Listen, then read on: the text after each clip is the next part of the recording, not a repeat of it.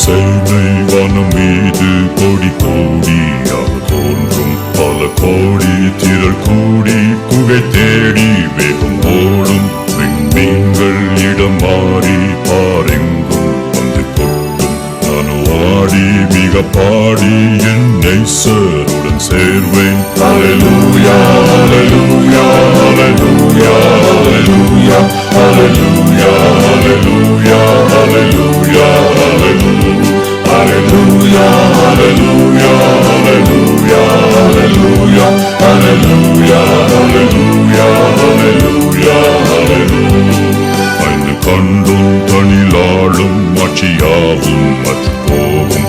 இருள் சூழும் இடி முழங்கும் குச்சல் கேட்டு கண்ணீர் சிந்தும். துயர் கூட்டம் சுத்த உள்ளம் சாட்சி பாடும் எங்கும் கேட்கும். நானோ ஆடி மிக பாடி என் நேசருடன் சேர்வேன். ஹல்லேலூயா ஹல்லேலூயா ஹல்லேலூயா ஹல்லேலூயா ஹல்லேலூயா ஹல்லேலூயா ஹல்லேலூயா ஹல்லேலூயா ஹல்லேலூயா ஹல்லேலூயா ஹல்லேலூயா ஹல்லேலூயா ஹல்லேலூயா ஹல்லேலூயா ஹல்லேலூயா. ஜெபம் செய்வோம். அன்பு நிறைந்த நல்ல தகப்பனே, இந்த மகிழ்ச்சியான இந்த பரிசுத்த நாளுக்காக நாங்கள் நன்றி செலுத்துகிறோம். இந்த நல்ல நாள் இந்த காலைகளிலே உண்மையை தொழிலுள்ள உண்மை ஆராதிக்க ஆண்டவர்களுக்கு இந்த இடையில வழியாக உண்மை தொழுது கொள்வதற்கு கர்த்தர் வழங்கின நல்ல கிருபைகளுக்காக நாங்கள் நன்றி செலுத்துகிறோம்.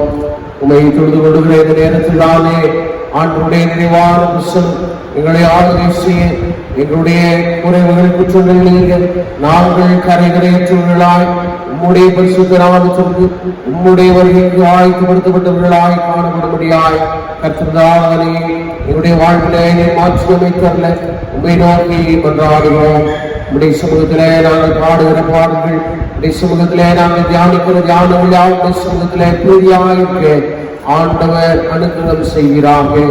இயேசு கிறிஸ்துவின் வல்லமையில் நாமத்தில் வேண்டுகிறோம் எங்கள் ஜீவனுள்ள நல்ல பிதாவே, ஆமென். ஆண்டுடைய நாமத்துக்கு மகிமையாகும். ஆலய ஆராதனைக்கு ஆரம்பமாகும். பாமாலயம் 21, 1, 2, 4, 5 கவிகள் நாம் பாடுவோம்.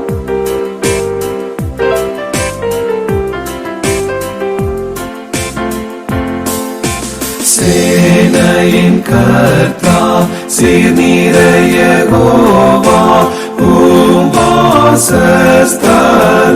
வாசஸ்தலங்களே எத்தனை இன்பம் கர்த்தனை என்றும் அவற்றை வாஞ்சித்தீருப்பேன்.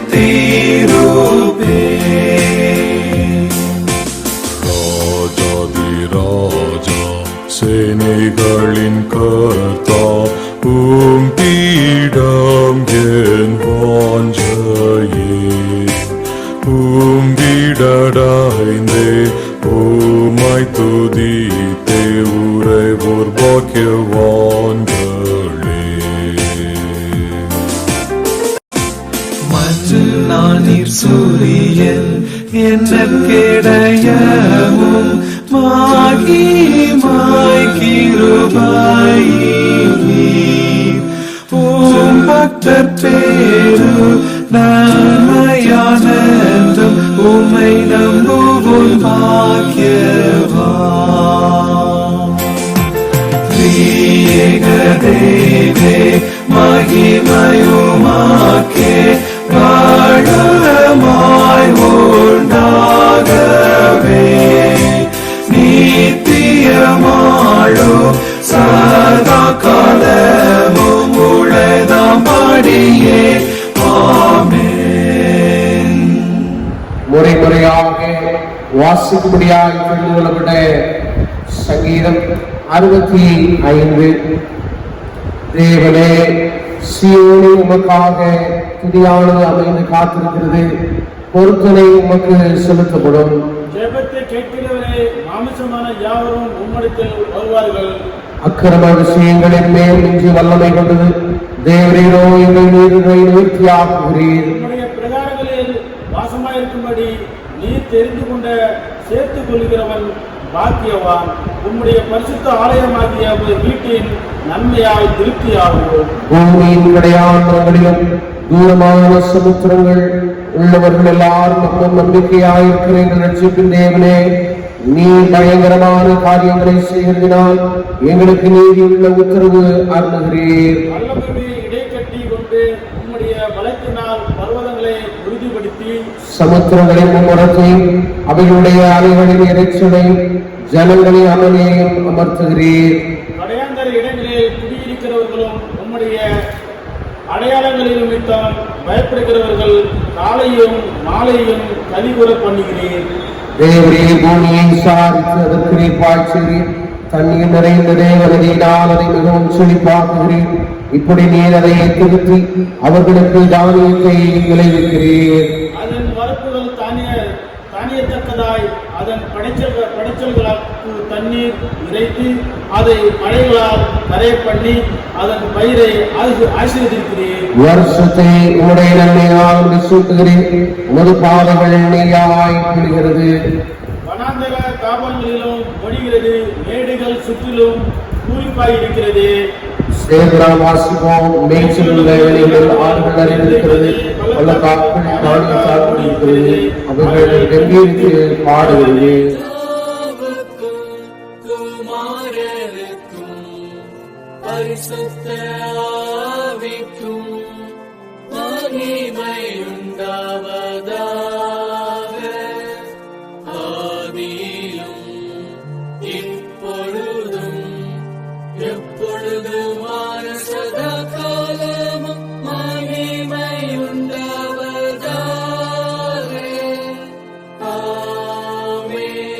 நம்முடைய விசுவாசத்தை அப்போஸ்தலர் விசுவாச பிரமாணம் மூலமாக அறிக்கை வானத்தையும் பூமியையும் படைத்த சர்வவல்லமையுள்ள பிதாவாகி தேவனை விசுவாசிக்கிறேன்.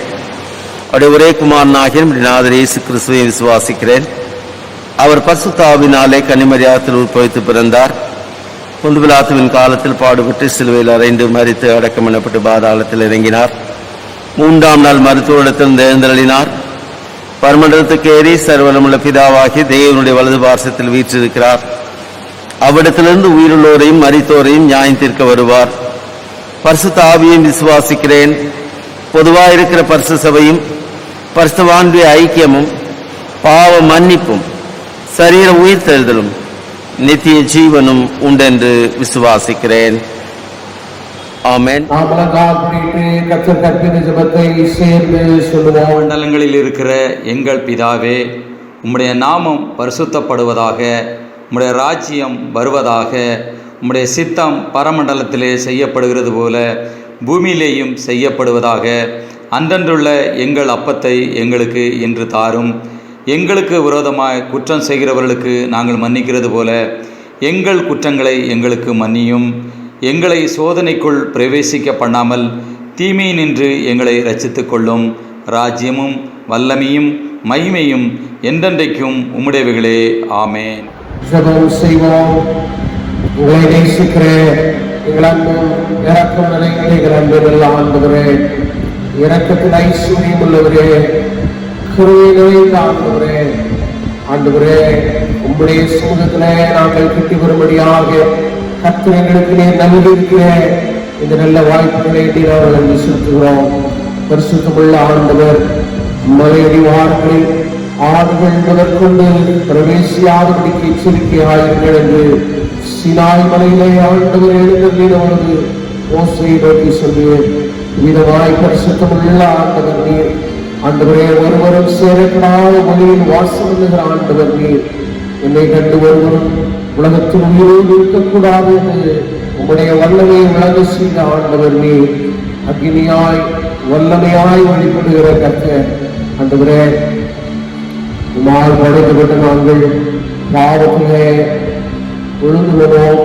மனுக்கள பாவத்திலே விழுந்து போனது செய்த காரணம் சொல்கிறான். என் தாயின் கற்பத்திலே பாவத்திலே நான் கற்பம் தரித்தேன் என்று சொல்கிறான்.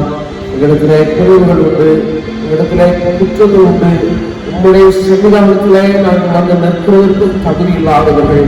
மோசே 40 நாள் தேவ சமூகத்திலே ஒரு 6 மாதங்கள் பலி அடிவாரத்தில் வர இயலாத சூழ்நிலைகளுக்கு மத்தியிலே ஆண்டவரே மோசே உம்முடைய சமூகத்திலே 40 நாட்களாய் சீனாய் மலையிலே உம்முடைய பிரசனத்திலே உதவியான நீர் வைத்திருந்தீர். தகப்பனே, பாவம் நிறைந்த இந்த மறுக்குளத்தின் மீது நீர் காட்டுகிற இந்த அளவுக்கு அதிகமான அன்பிற்காக பரிசுத்தமுள்ள ஆண்டவர் உம்முடைய பிள்ளைகளை தெரிந்து கொள்ளுகிற பொழுது உடைய குறைவுகள் குற்றங்கள் எல்லாவற்றையும் மன்னிக்கிறீர் சுவாமி. சங்கீதக்காரன் சொல்லுகிறான், எவனுடைய பாவங்கள் எண்ணப்படாது இருக்கிறதோ, எவனுடைய அக்கிரமங்கள் எண்ணப்படாது இருக்கிறதோ மூடப்படுகிறவன் பாக்கியவான் என்று சொல்லப்பட்டது. தகப்பனே, என்னிடத்திலே நாங்கள் குறைவுள்ளவர்கள், அன்றுவரே என்னிடத்திலே குறைவுகள் குற்றங்கள் உண்டு. உடைய சமூகத்திலே அன்றுவரே நாங்கள் தவறி இருக்கலாம், அறிந்து அன்றுவரை துணிகரமாய் செய்த காரியங்கள் இருக்கலாம். செய்த காலம் வேண்டுகிறான், துணிகரமான பாவங்களுக்கு நீ விலக்கி காக்கணும் என்று அன்றுவரே சமூகத்திலே நாங்கள் துணிகரமாக அன்றுவரை அறிந்து நாங்கள் செய்த குறைவுகள் குற்றங்கள் உண்டு. தன் பாவத்தை அறிக்கை செய்கிறவன், தன் பாவத்தை உணர்கிறவன் அவன் பாக்கியவான் என்று வேறு இருக்கிறது சுவாமி. தன் பாவத்தை அவன் உணர்ந்து பரந்த தகப்படத்திலே வருகிற பொழுது அன்றுவரை அவரிடத்தில் எந்த ஒரு நிபந்தனையும் இல்லாமல் ஆண்டவரை சேர்த்துக் கொள்ளுகிறேன். உங்களுடைய சமூகத்திலே நாங்கள் குறைவுள்ளவர்கள் என்பதை உணர்ந்தவர்களால், எங்களிடத்திலே குற்றம் உண்டு என்பதை நாங்கள் உணர்ந்தவர்களால், எங்களிடத்திலே அன்றுவரே எங்களுடைய சிந்தனையினால், எங்களுடைய வாய் வார்த்தைகளினாலே, எங்களுடைய நடக்கையினாலே நாங்கள் செய்த குறைவுகளை நாங்கள் உணர்ந்து சமூகத்திலே நாங்கள் வந்து நிற்கிறோம். தகப்பனே, அன்றுவரே எங்களை நீர் ஏற்றுக்கொள்ளும். அன்றுவரே உடைய சன்னிதானத்திலே எங்களை நீர் அரவணைத்துக் கொள்ளும். எங்களை முற்றுமுடி எங்களை தாழ்த்து ஒப்புக் கொடுக்கிறோம். தகப்பனே, எங்கள் மீது கிருபையாய் ஆவியாகி என்னுடைய கிருபையாய் இருந்தது எண்ணிக் கொண்டது சமூகத்திலே எங்களை அர்ப்பணித்து நாங்கள் செபிக்கிறோம். எங்களுடைய கப்பிடங்கள், எங்களுடைய மீறுகள் எல்லாவற்றையும் மன்னிக்கிறோம். உண்மையாய் நாங்கள் சிந்திக்க எங்களுடைய வாழ்க்கை கசப்புள்ள வாழ்க்கையாக அல்லாமல் எங்களுடைய வாழ்க்கை அன்றுவரே எங்களுக்கும் மகிழ்ச்சியாக, எங்களை சார்ந்திருக்கிறவர்களும் எங்கள் நிமித்த மகிழ்ச்சி உள்ளவர்களாய் காணப்பட ஆண்டவர்களுக்கு கருதினார் எங்களை அர்ப்பணிக்கிறோம். ஆண்டவர்களுக்கு செய்த எல்லா நன்மைகளுக்காக உபகாரங்களுக்காக நன்றி செலுத்துகிறோம். தகப்பனே, ஆத்மாவே கர்த்தரை சோஸ்திரி, அவர் செய்த சகல உபகாரங்களை மறவாதே என்று சொல்லி சங்கீதக்காரர் எழுதி வைத்திருக்கிறது போல ஆண்டவர் எங்களுக்கு செய்த காரியங்களை மறந்து போகத்தக்க அளவிற்கு ஆண்டவரை நன்மை செய்திருக்கிறேன். ஆண்டவரினால் சங்கீதக்காரர் சொல்லுகிறான், நீ மறந்து விடாதே என்று. எங்களுக்கு எங்களுடைய சிறுபிராயத்திலிருந்து என்னுடைய தாயின் கற்பத்தில் இருக்கிற பொழுதே எங்களை அறிந்திருக்கிறேன் என்று சொன்ன ஆண்டவர் எங்களை தொடர்ந்து நீர் காத்துக்கொள்ளும். நாங்கள் உமக்கு உண்மையாய் சீவிக்க ஆண்டவரே, நாங்கள் என்றைக்கும் உமக்கு சாட்சியுள்ள ஒரு வாழ்க்கை வாழ ஆண்டவரே உமக்கு நாங்கள் நன்றி செலுத்த நாங்கள் ஒரு பொழுதும் தவறி போகாதபடியே எங்களை காத்துக்கொள்ளும். செய்த நன்மைகளுக்காக உமக்கு நன்றி சுவாமி. அன்பான திருச்சபையில் ஒவ்வொரு குடும்பங்களுக்காக நாங்கள் வேண்டுகிறோம். விசேஷமாய் தலையிடத்தோடு இருக்கிற அன்பு உள்ளங்கள் ஒவ்வொருவரையும் சமூகத்திலே நாங்கள் அர்ப்பணிக்கிறோம் சுவாமி. குறிப்பாக அவர்களுக்காக நாம் சமூகத்திலே வருகிறோம். கர்த்தரவர்களை நீர் ஆசீர்வதிக்கிறாக. உடைய தலையிலே கர்த்தர் நீர் அறிந்திருக்கிறேன். கர்த்தர்தாமே அன்பு ஐயாவுக்கு நல்ல சுகத்தை கனத்தை கர்த்தர் கட்டளையிட நாங்கள் வேண்டுகிறோம். இதுபோல தகப்பனே, யாரேனும் தகப்பனே இந்த சபையில நிறையினத்தோடு வேதனைகளோடு பார்வையிடலாம். அவர்களுக்கும் நல்ல சுகத்தை கனத்தை ஆரோக்கியத்தை அன்பு கரத்திலே ஒப்பு கொடுக்கிறோம். கத்தனை தாங்கியிருந்தோம் படிக்கிற அந்த சிறு பிள்ளைகளுக்காக நாங்கள் சுபிக்கிறோம். கத்தனுடைய பிள்ளைகளை நீர் நடத்தும் சுவாமி. ஸ்கூல் படிக்கிற, கல்லூரி முடிக்கிற அந்த பிள்ளைகளின் மீது ஆண்டவருடைய வல்லமை கரம் இறங்கிக் கொண்டே இருக்கிறோம். கத்துடைய பிள்ளைகளை நீர் காத்துக்கொள்ளும். உடைய பிள்ளைகளை அரவணைத்துக் கொள்ளும். வேண்டிய நல்ல ஞானத்தை வேகத்தை பிள்ளைகளுக்கு தாரும் சுவாமி. பிள்ளைகள் செயல் காண்கிற பிள்ளைகளாய் மாறட்டும். ஆண்டவரே, பணி செய்கிற அந்த மக்களுக்காக தொழில் செய்கிற அந்த பிள்ளைகளுக்காக செபிக்கிறோம். இந்த பிள்ளைகளை வேலையுடைய தொழிலை கர்த்தர் ஆசீர்வதியும். இடம் கொள்ளாமல் போக மட்டும் நீ பெருகுவாய். சின்னவன் 1000 சிறியவன் பலத்த ஜாதியுமாவான் என்று சொல்லப்பட்டது போல சுவாமி. உடைய பிள்ளைகளை வலதுவரும் இடதுவரும் இடம் கொண்டு வரும்படியாய் பிள்ளைகளை வேறு அவருடைய எல்லைகளை விஸ்தரிக்கிறார். அவருடைய வருமானங்கள், அவருடைய சம்பளங்கள், ஊதியங்கள் தகப்பனே ஆண்டவர் எல்லா நிலைகளிலும் உயர்த்தும் ஆதரவானே. ஆண்டவரே, நீர் ஆசீர்வதித்தது போல, யாக்கோபை ஆசீர்வதித்தது போல, ஈசாக்கை ஆசீர்வதித்தது போல ஆண்டவரே, பஞ்ச காலத்தில் அவன் விதை விதைத்த பொழுது அவன் தோன்றின துறவை அநேகர் கூடின பொழுது அவன் தோண்ட அவனுக்கு பலன் கொடுத்தது போல உங்களுடைய பிள்ளைகள் எடுக்கிற ஒவ்வொரு முயற்சியும் பிள்ளைகளை ஆண்டவருடைய கரம் பெரிய செய்யட்டும். ஆண்டவருடைய பிள்ளைகளுக்கு நீ ஜெயத்தை தார், கர்த்தருடைய பிள்ளைகளுக்கு ஜெயத்தை தார் சுவாமி. பிள்ளைகள் ஜெயம் காக்கிறவர்களாக இருக்கிற செய்கிற அவருடைய கைகளின் பிரயாசத்தை, ஒரு கைகளை செய்கிற ஒவ்வொரு கிரியைகளையும் நான் ஆசீர்வதிப்பேன் என்று சொல்கிறேன். இந்த பிள்ளைகளுடைய ஒவ்வொரு பிரயாசங்களை ஆண்டவரை சித்திக்க பண்ணுகிறார்கள். சீட்டு மடியிலே போடப்படும் காரிய சித்தியோ கர்த்தரால் வரும் என்று சொல்கிறேன் சுவாமி. காரிய சித்தி உண்டாகட்டும் இயேசுவின் நாமத்தினாலே. இந்த பிள்ளைகளுக்கு அவர்கள் செய்கிற காரியங்கள் ஒவ்வொன்றையும் கர்த்தரை சித்திக்க செய்கிறார்கள். வாழ்த்துகிறோம் சுவாமி. பிள்ளைகளை ஆசீர்வதிக்கிறோம். தகப்பனே, நான் செய்வதெல்லாம் தோல்வியால் முடிவடைகிறது என்று நிற்கிற பிள்ளைகளுக்கு இறக்கமாறாங்க. தகப்பனே, இங்கே அன்பு பிள்ளைகளை ஆசீர்வதிங்க. என்னென்ன நன்மைகளுக்காக பிள்ளைகள் இருக்கிறார்களோ, நல்ல ஒரு வீடு வாங்கும்படியாக, நல்ல வாகனங்கள், நல்ல வீட்டுக்கு தேவையான ஆசீர்வாதமான பொருட்கள், குடும்பத்துக்கு தேவையானவைகளை வாங்கும்படியாக இந்த பிள்ளைகள் படுகிற பிரயாசங்கள், அதற்காக தேவையோடு நிற்கிற பிள்ளைகளுடைய தேவைகளை சந்திக்கிறார்கள். வீடு ஞானத்தினாலே, அறிவினாலே அந்த வீடுகளில் உள்ள பொருட்கள் இருக்கும் என்று நீ வேதத்திலே சொல்லியிருக்கிறது போல இந்த பிள்ளைகளுடைய வீடுகள் ஆண்டவரை அலங்கரிக்கப்பட்ட வீடுகளாக இருக்கட்டும். உன் அலங்கத்துக்குள்ளே சமாதானம், உன் அரண்மனைக்குள்ளே சுகமும் இருப்பதாக என்று சொல்வது போல இந்த பிள்ளைகளுடைய ஒவ்வொருடைய வாழ்க்கையை தகப்பனை சமாதானம், சௌக்கியம் உண்டாக இருக்கும்படியாக நாங்கள் செபிக்கிறோம். சுகத்தை கத்த உறுதிப்படுத்துகிறார். இந்த புதிய காலத்தில் ஆண்டவருடைய பிள்ளைகளாக எங்களுடைய வீடுகளில் ஆண்டவருடைய சமாதானம் மாத்திரமல்ல, கர்த்தருடைய சுகமும் இருக்கும்படியாக நாங்கள் வேண்டுகிறோம். வாதை ஒரு கூடாரத்தை அணுகாது என்று சொல்கிறேன். பகலிலே பறக்கும் அம்புக்கும் எண்ணில் நடமாடும் கொள்ளை நோய்க்குள்ளே பயப்படாது இருப்பா என்று சொல்கிறேன். தகப்பனே, சென்று வருகிற பணி நிமித்தமாய், வேலை நிமித்தமாய் சென்று வருகிற அநேகம் உண்டே தகப்பனே. இந்த பிள்ளைகளை மனதார நினைத்தவர்கள், மனதார நினைத்தவர்கள் வேலை அடித்தவர்கள் வாழ்த்துகிறோம். அந்த சாட்சியை கேட்க பண்ணுங்க. அந்த ஒரே தேசத்திலே விலையை கொண்டிருக்கிற பெட்ரோல் டீசல் விலைக்காக நாங்கள் செபிக்கிறோம். அந்த ஒரே ஒரு பெரிய ஒரு மாற்றத்தை ஆண்டவரை செய்கிறார். அரசாங்கத்திலே ஆண்டவரே வைக்கிற உள்ளத்திலே ஆண்டவரை இடைவிடுகிறார். இந்த பிள்ளைகளோடு பேசுகிறாக அநேக மாற்றங்களை செய்கிறேன். ஆண்டவரே, அரசாங்கம் மக்களுக்கு அத்தியாவசியமாய் தேவைப்படுகிற இந்த பெட்ரோல் டீசல் விலைகளை நல்ல ஒரு கொள்கை முடிவு எடுக்கிறதாக தகப்பனே, அதில் ஒரு பெரிய மாற்றங்களை கொண்டு வரத்தக்கதாய் கற்றலை பெறுவதாங்க. ஆண்டவரே, பெருமை பெருகட்டும். இந்த தேசத்திலே கொரோனா தாக்கத்தை படிப்படியாய் குறை செய்கிறேன். எனினும் கூட தகப்பனே, கிட்டத்தட்ட 8 மாவட்டங்களில் இன்னும் குறையாமல் இருப்பதை அறிந்திருக்கிறேன். தகப்பனே, விசேஷமாக என்னுடைய மகாராஷ்டிரா மாநிலத்தையும் கூட நாங்கள் நினைவு கொள்கிறோம். தகப்பனே, ஒரு அற்புதங்களை செய்யுங்க. விரைவில் அது எல்லாம் கண்ட்ரோல்ல வர ஆண்டவரே, தேசம் பாதுகாக்கப்பட திருமை கொடுங்க. அநேக சொல்லுகிறது போல இந்த 3ஆம் அலை வரும் என்று சொல்லுகிறதை அறிந்திருக்கிறேன். ஆண்டவர் இந்த காரியங்களிலே கர்த்தரின் தலையிடுகிறார் சுவாமி. நாங்கள் மாறி மாறி வாசிக்க கேட்ட விஷயத்தில வசனத்திலே ஆண்டவரை சொல்லியிருக்கிறது போல ஆண்டவரே, ஜனத்தின் ஆண்டவரை எல்லா விதமான நிலைகளையும் ஆண்டவர் நீர் அடக்குகிறீர் என்று சொல்லப்பட்டிருக்கிறது போல தகப்பனே, எல்லா அமளிகள் ஆண்டவரை வெள்ளங்கள் எல்லாவற்றையும் அமர்த்துகிறவர். ஆண்டவரே, இந்த கொடிய கொள்ளை நோயை அமர்த்தி போதும், அது செயலந்து போக செய்யும். ஆண்டவரே, இந்த தடுப்பூசிகளும் விரைவில் ஆண்டவரே அங்கே மீதும் இருக்கிற ஆண்டவரே மக்களுக்கு வழங்கப்படத்தக்கதாக அதை உற்பத்தி அதிகரிக்க கட்டளை செய்யும். அதிசயங்களை நீங்கள் செய்யுங்க. என்னுடைய பாரத பிரதமர், எங்கள் மகாராஷ்டிரா முதல்வர் ஆண்டவரே, என்னுடைய சொந்த தேசமான என்னுடைய தமிழகத்தை நினைவு கொள்ளுகிறோம். அந்த தேசத்தை ஆண்டவர் ஆசீர்வதிங்க. என்னுடைய மாநிலத்தின் மீது உடைய கிருபை இருக்கட்டும். உடைய தேசத்தின் மீது கிருபை இருக்கட்டும். ஆளுகை செய்கிற உடைய அன்பு பிள்ளைகள் ஒவ்வொருவரையும் ஆசீர்வதிங்க. உடைய அன்பு பேராயற்காக நாங்கள் செபிக்கிறோம். குமார் அவர்களுக்காக, உடைய துணைவியார் குடும்பத்திற்காக சோக்கிறோம். தன்னுடைய அன்பு குடும்பத்தை பார்த்துக் கொள்ளுங்க. இந்த கான்ஃபரன்ஸ்ல பணி செய்கிற எல்லா விதமான தேவ குருமார்களுக்காக நாங்கள் வேண்டுகிறோம். உடைய அன்பு பிள்ளைகளையும் உடைய குடும்பங்களையும் கட்டி பணியோடு பார்த்துக் கொள்ளுங்க. கத்திற்கு ஊழியம் செய்கிற பல்வேறு பிள்ளைகளுடைய தேவ அழைப்பதற்கு ஊழியம் செய்கிற ஒவ்வொரு பிள்ளைகளையும் ஆசீர்வதியோடு தேவையை தாழ்த்துகிறோம், ஒப்பு கொடுக்கிறோம். கர்த்தர் பெரிய காரியங்கள் செய்கிறாக இயேசு கிறிஸ்துவின் வல்லமையுள்ள நாமத்தில் வேண்டுகிறோம். எங்கள் ஜீவனுள்ள நல்ல ஆமாம். தயவு செய்து உட்காருவோம்.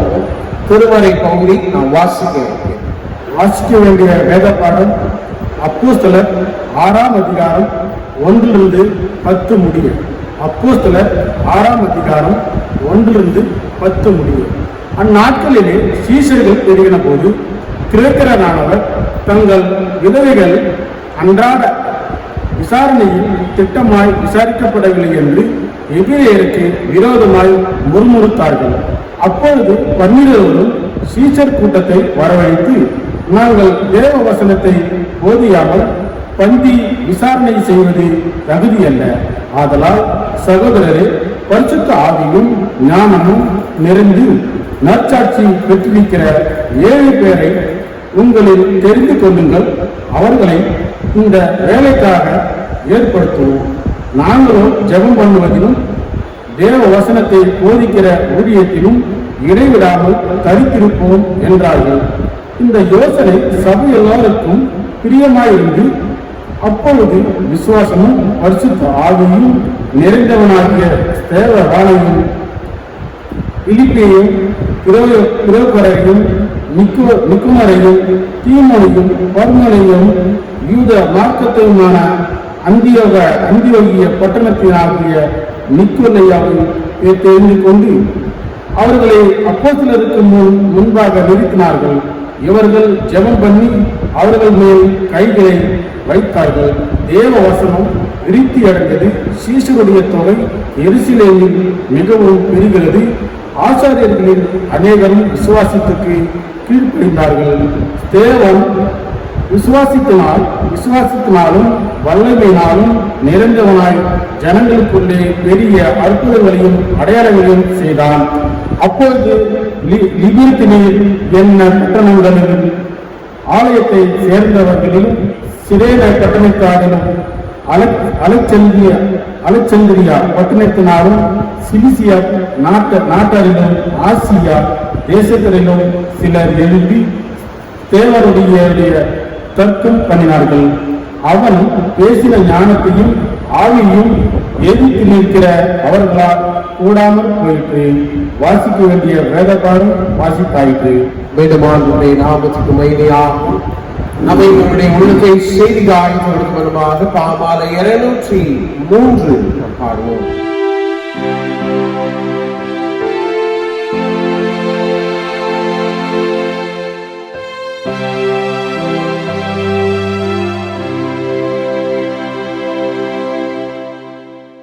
அதோ ஓர் ஜீவவாசலே, அவாசலில் ஓர் ஜோதி எப்போதும் வீசுகின்றதே, மங்காத அருள் ஜோதி. ஆழ்ந்த அன்பு இதுவே, அவாசல் தீர உண்டதே. பாரே பாரே பார்த்தீர உண்டதே. அவாசலுள் பிரவேசிப்போர் கண்டடைவார் மெய்வாழ்வும். கீழோர் மேலோர் இல்லோர் உள்ளோர் எத்தேச ஜாதியாரும் ஆழ்ந்த அன்பு இதுவே, அவாசல் தீர உண்டதே. பாரே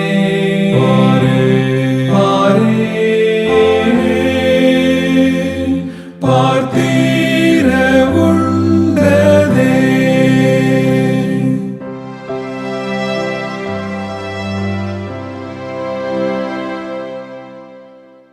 அஞ்சாமல் அண்டி சேருவோம், அவாசலில் உட்செல்வோம். எப்பாவம் துன்பம் நீங்கி போம், கர்த்தாவை துதி செய்வோம்.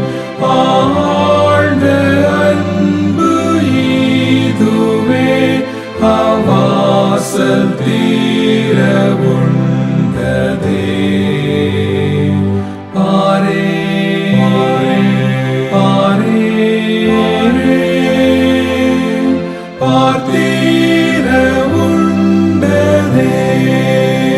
கிறிஸ்துவுக்குள் பிரியமானவர்களே, இந்த நல்ல நாளிலே உங்கள் அனைவரையும் நான் மிகுந்த அன்போடு நான் வாழ்த்துகிறேன். இந்த பரிசுத்த நாளிலே நமது மத்தியிலே கர்த்தருடைய வார்த்தையை பகிர்ந்து கொடுக்கும்படியாக கொடைக்கானல் பகுதியை சார்ந்த சகோதரர் டேனியல் கெனடி அவர்கள் மத்தியிலே கர்த்தருடைய வார்த்தையை பகிர்ந்து கொள்ள இருக்கிறார்கள். அவர்கள் கடந்த முறை கல்யாண மெத்தடிஸ்ட் தமிழ் திருச்சபையில் சபை நாளிலே கர்த்தருடைய வார்த்தையை பகிர்ந்து கொண்டது. நமது சபையிலே அவர்கள் கர்த்தருடைய வார்த்தையை பகிர்ந்து கொண்டார்கள். அநேகர் அவர்களை அறிந்திருப்பீர்கள். ஞாபகங்களும் எழுதுகிறேன். இந்த நல்ல நாளிலே அவர்களை மீண்டும் அன்போடு கேட்டுக்கொண்ட பொழுது இந்த நல்ல நாளிலே நமது மத்தியிலே தேவனுடைய வார்த்தையை பகிர்ந்து கொடுக்க அவர்கள் அன்போடு ஏற்றுக்கொண்டார்கள். இப்பொழுதும் நமது மத்தியிலே அவர்கள் கர்த்தருடைய வார்த்தையை பகிர்ந்து கொடுப்பார்கள். அவருடைய திருச்சபையின் சார்பில் அன்போடு நான் வாழ்த்தி வரவேற்கிறேன்.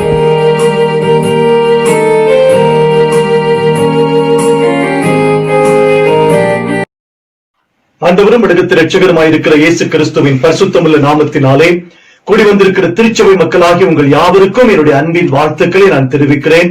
இந்த நல்ல நாளிலே உங்களோடு இணைந்து ஆண்டவரை ஆராதிப்பதற்காகவும் ஆண்டவருடைய வார்த்தையை பகிர்ந்து கொடுப்பதற்காகவும் ஆண்டவர் எனக்கு தந்த இந்த நல்ல வாய்ப்புக்காக நான் ஆண்டவரை நன்றியோடு கூட துதிக்கிறேன், ஸ்தோத்திரிக்கிறேன்.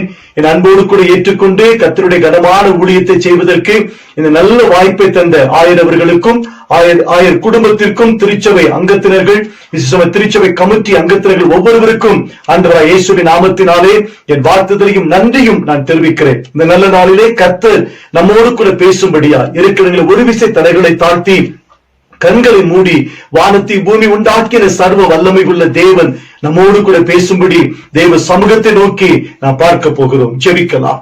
எங்கள் அதிகமாக இந்த உலகத்தில் நேசிக்கிற எங்கள் பரலோகத்தின் பரிசுத்தமுள்ள பிதாவே, இந்த நல்ல ஓய்வு நாள் காலை நேரத்துக்காக நன்றி நிறைந்த உள்ளத்தோடு நாங்கள் உம்மை துதிக்கிறோம், ஸ்தோத்திரிக்கிறோம். அப்பா, இந்த நல்ல நாளில் ஆண்டவரே நல்ல சுகபலன் ஜீவனோடு ஒருமித்த சமூகத்தில் கூடி வருவதற்கு தேவரே எங்களுக்கு பாராட்டின கிருபைக்காக நாங்கள் உம்மை நன்றியோடு கூட துதிக்கிறோம், ஸ்தோத்திரிக்கிறோம். சுவாமி, இப்பொழுது வார்த்தையை தியானிக்க போகிறோம். கர்த்தர் என்னோடும் எங்களோடு கூட பேசுவீராக. அடிமையின் வாயின் வார்த்தையும் எங்கள் இருதயத்தின் தியானமும் உம்முடைய சமூகத்திலே பிரதியாய் இருப்பதாக. இயேசு இரட்சகர் மூலம் ஜெபிக்கிறோம் பரிசுத்தமுள்ள எங்கள் நல்ல பிதாவே, ஆமென், ஆமென். இந்த நல்ல நாளுக்காக தேவ சமூகத்திலே காத்திருந்த போது கர்த்தருடைய ஆவியானவர் என் உள்ளத்திலே வைத்த ஒரு அழுத்தமான வார்த்தையை நான் உங்களோடு கூட பகிர்ந்து கொண்டு உங்களுக்காக நான் ஜெபிக்க ஆசைப்படுகிறேன். உங்கள் வேத புத்தகத்திலே பரிசுத்த லூக்கா என்பவர் எழுதின சுவிசேஷம் 11வது அதிகாரம் அதனுடைய 1வது வசனத்திற்கு நேராக நீங்கள் திருப்பி வைத்துக் கொள்ளுங்கள். அந்த வசனத்தை உங்களுக்காக வாசிக்கிறேன். அவர் ஓரிடத்தில் ஜெபம் பண்ணி முடித்த பின்பு அவருடைய சீசரில் ஒருவன் அவரை நோக்கி, ஆண்டவரே, யோவான் தன் சீசருக்கு ஜெபம் பண்ண போதித்ததை போல நீரும் எங்களுக்கு போதிக்க வேண்டும் என்றான் என்பதே. இன்றைக்கு வாசிக்க கேட்ட இந்த வேத வசனம் நமக்கு மிகவும் அறிமுகமான ஒரு வேத வசனம். அநேக முறை நாம் இந்த வசனத்தை வாசித்திருக்கிறோம். இந்த வசனத்தின் அடிப்படையிலே ஒருவேளை கர்த்தருடைய வார்த்தை பிரசங்கிக்க நீங்கள் கேட்டிருக்கலாம். ஆனால் இந்த ஓய்வு நாளிலே கர்த்தருடைய ஆவியானவர் இந்த வசனத்தின் ஊடாக நமக்கு என்ன கற்றுக் கொடுக்க விரும்புகிறார் என்பதை மாத்திரம் பரிசுத்த ஆவியானவர் நமக்கு தருகிற பலனோடு இன்றைக்கு நாம் தியானிக்க போகிறோம். என் அன்புக்குரியவர்களே, இந்த வசனத்தை நீங்கள் கூர்ந்து கவனிப்பீர்கள் என்று சொன்னால் இந்த வசனத்திலே 4 காரியங்கள் சொல்லப்பட்டிருக்கிறது.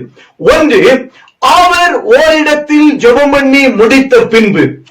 அவர் என்றால் ஆண்டவராகிய இயேசு கிறிஸ்து, வானத்தை பூமி உண்டாக்கிற சர்வ வல்லமை உள்ள தெய்வம் ஆண்டவராகிய இயேசு கிறிஸ்து இந்த பூமியில் இருந்த நாட்களிலே அவர் ஜெபித்தார் என்பதற்கு இந்த வசனத்திலே நல்ல ஒரு ஆதாரம் இருக்கிறது. அவர் ஓரிடத்தில் ஜெபம் பண்ணி முடித்த பின்பு. அவர் என்றால் ஆண்டவராகிய இயேசு கிறிஸ்து. ஒன்று. இரண்டாவது, சீடர்கள் இயேசு கிறிஸ்துவிடத்தில் மேற்கோள் காட்டுகிற போது அவர்கள் மேற்கோள் காட்டுகிறார்கள், யோவான் தன் சீசர்களுக்கு ஜெபம் பண்ண போதித்ததை போல.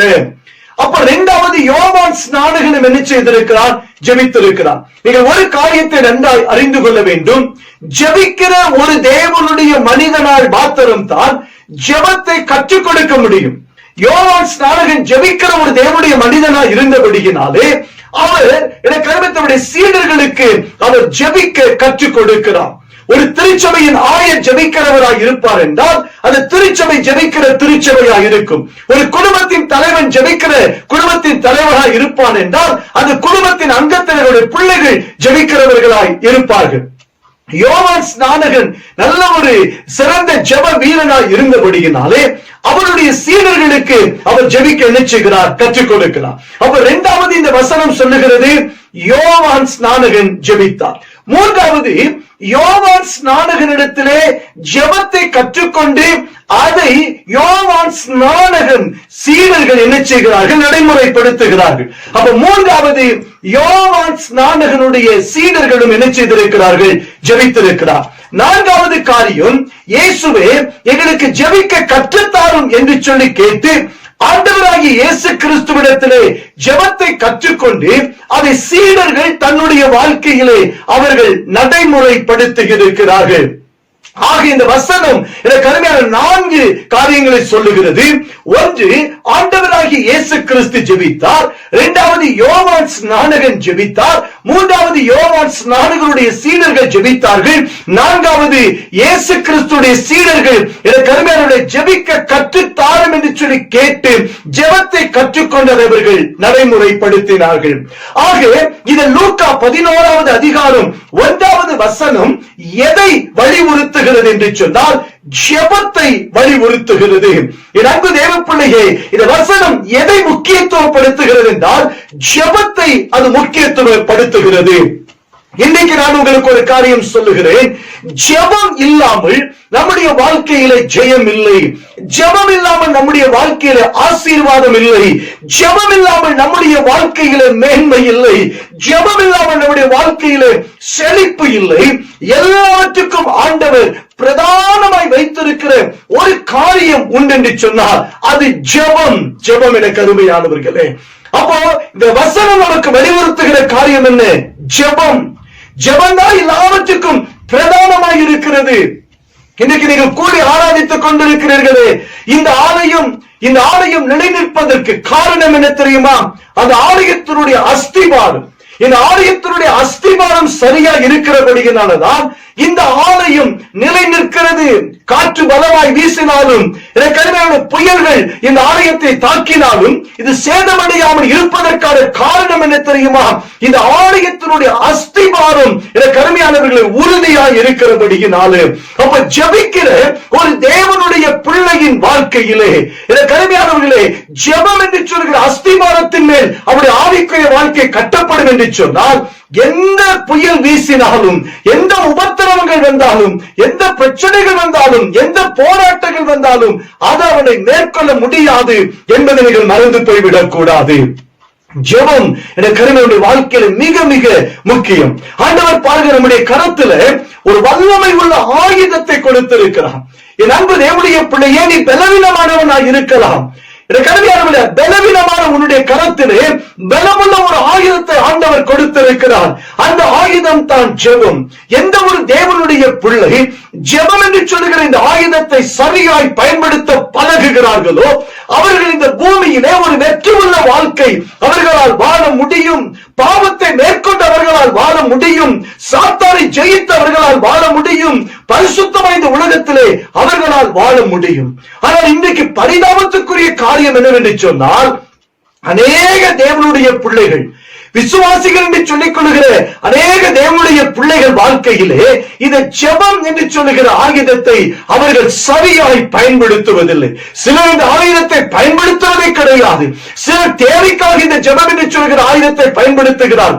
சிலர் தன்னுடைய சொந்த தேவைகளுக்காக இந்த ஜெபம் என்று சொல்கிற ஆயுதத்தை அவர்கள் பயன்படுத்திக் கொண்டிருக்கிறார். இந்த ஆயுதத்தை எப்படி பயன்படுத்த வேண்டும் என்று சொல்லி ஒரு விசுவாசி கருணையோடு அழிந்து வைத்திருப்பார் என்று சொன்னார், அவனை போல இந்த உலகத்தில் ஒரு வெற்றி உள்ள வாழ்க்கை வாழுகிற மனிதன் வேறு ஒருவராகவும் இருக்க முடியாது. இந்த ஜெபத்தின் மேன்மையை குறித்துதான் கருமையான சில காரியங்களை நான் உங்களோடு கூட பகிர்ந்து கொண்டு உங்களுக்காக நான் ஜெபிக்க ஆசைப்படுகிறேன். நீங்க வேத புத்தகத்தை கவனமாய் வாசித்து பார்ப்பீர்கள் என்று சொன்னால், ஆதியாகம புஸ்தகம் தொடங்கி வெளிப்படுத்தின புஸ்தகம் வரைக்கும் அநேக பரிசுத்தவான்கள் ஜெபித்த ஜெபங்கள் எழுதப்பட்டிருக்கிறது. ஜெபத்தினால் அவர்கள் பெற்றுக்கொண்ட ஆசீர்வாதம், ஜெபத்தினால் அவர்கள் அடைந்த மேன்மை எல்லாம் இந்த வேத புத்தகத்திலே எழுதப்பட்டிருக்கிறது. என் அன்பு தேவ பிள்ளைகளே, அப்படிப்பட்ட அந்த ஜெபத்தை குறித்துதான் இன்றைக்கு நான் உங்களோடு கூட சுருக்கமாய் பகிர்ந்து கொண்டு, இந்த ஜெப அபிஷேகம் இந்த செய்தியை கேட்கிற ஒவ்வொரு தேவனுடைய பிள்ளையின் மேல் இறங்கி வருவதற்காக தேவ சமூகத்தை நோக்கி இன்றைக்கு நாம் ஜெபிக்க போகிறோம். என் அன்பு தேவ பிள்ளையே, மங்கி எரிகிற ஒரு ஜெப தீபத்தை இன்றைக்கு ஆண்டவர் தூண்டிவிடப் போகிறார். நெறிந்த நாளனை முறியாத தெய்வம் இன்றைக்கு உங்கள் ஜெப அபிஷேகத்தை ஆண்டவர் தூண்டிவிடப் போகிறார். இன்றைக்கு உங்கள் தளர்ந்த கைகளையும் தள்ளாடுகிற உங்கள் முழங்கால்களையும் இயேசு கிறிஸ்துவினால் ஆண்டவர் பலப்படுத்த போகிறார். இந்த செய்தியை கேட்டுக்கொண்டிருக்கிற போது உங்கள் மேல் ஒரு ஜெபத்தின் அபிஷேகம், ஒரு ஜெபத்தின் வல்லமை இன்றைக்கு இறங்கி வரப்போகிறது. ஆதியிலே கொண்ட ஜெபத்தை மீண்டும் இன்றைக்கு ஆண்டவர் உனக்குள் கொண்டு வர விரும்புகிறார். ஆதியிலே பல நாட்கள் பல மணி நேரங்கள் தேவ சமூகத்திலே ஜெபித்த தேவ பிள்ளையே, இன்னைக்கு அந்த ஜெபம் என்று சொல்லுகிற அந்த அபிஷேகத்தை இழந்தவனாய் இந்த வார்த்தையை கேட்டுக்கொண்டிருக்கலாம். இன்றைக்கு இயேசு கிறிஸ்துவின் நாமத்தில் சொல்லுகிறேன், நீ இழந்த ஜெப அபிஷேகத்தை இன்றைக்கு ஆண்டவருக்கு இரட்டிப்பாய் தரப்போகிறார். இல்லை என்றால் இந்த வார்த்தையை நீங்கள் கேட்கும்படி ஆண்டவர் அனுமதித்திருக்க மாட்டார். இதை பேசும்படி ஆண்டவர் என்னை பாரப்படுத்திருக்க மாட்டார். அடிமை பேசி இந்த வார்த்தை நீங்கள் கேட்கிறீர்கள் என்று சொன்னால், தேவன் அனுப்பின வசனம் ஒரு நாளும் வெறுமையாய் திரும்பாது. தேவன் அனுப்பின காரியத்தை செய்து முடித்துதான் திரும்பும். இன்றைக்கு இந்த வார்த்தையை யாரெல்லாம் கேட்டுக்கொண்டிருக்கிறீர்களோ, இன்றைக்கு உங்கள் ஒவ்வொருவர் மேல் இந்த ஜெபத்தின் அபிஷேகம் இறங்கி வரப்போகிறது. இந்த ஜெபத்தின் வல்லமை இறங்கி வரப்போகிறது. இந்த ஜெபத்தின் மேன்மை இறங்கி வரப்போகிறது. இன்றைக்கு ஆண்டவர் உங்கள் தளர்ந்த கைகளையும் தள்ளாடுகிற முழங்கால்களையும் ஆண்டவர் பலப்படுத்த போகிறார். இந்த வேத புத்தகத்திலே கருமையானவர்களே, ஜெபத்திற்கு நல்ல மாதிரி, நல்ல ஒரு முன்மாதிரி உண்டு என்று சொன்னால் அது ஆண்டவராகிய இயேசு ஒருவர் மாத்திரமே. இயேசுதான் ஜெபத்திற்கு நல்ல மாதிரி என கருமையானவர்களே. இந்த வேத புத்தகத்தில் நீங்கள் கவனமாய் வாசித்து பார்ப்பீர்கள் என்று சொன்னால், இந்த 4 சுவிசேஷ புத்தகத்திலும் ஆண்டவராகிய இயேசு கிறிஸ்துவுடைய ஜெப வாழ்க்கையை அழகாய் ஆவியானவர் சித்தரித்து வைத்திருக்கிறதை நீங்கள் பார்க்க முடியும். இந்த ஆண்டவராகிய இயேசு கிறிஸ்துவுடைய கருமையானவர்களே, இந்த ஜெப வாழ்க்கையை குறித்து நீங்கள் அறிந்து கொள்ள வேண்டும் என்று சொன்னால், நான் முதலாவது ஒரு காரியத்தை உங்களுக்கு சொல்லுகிறேன்.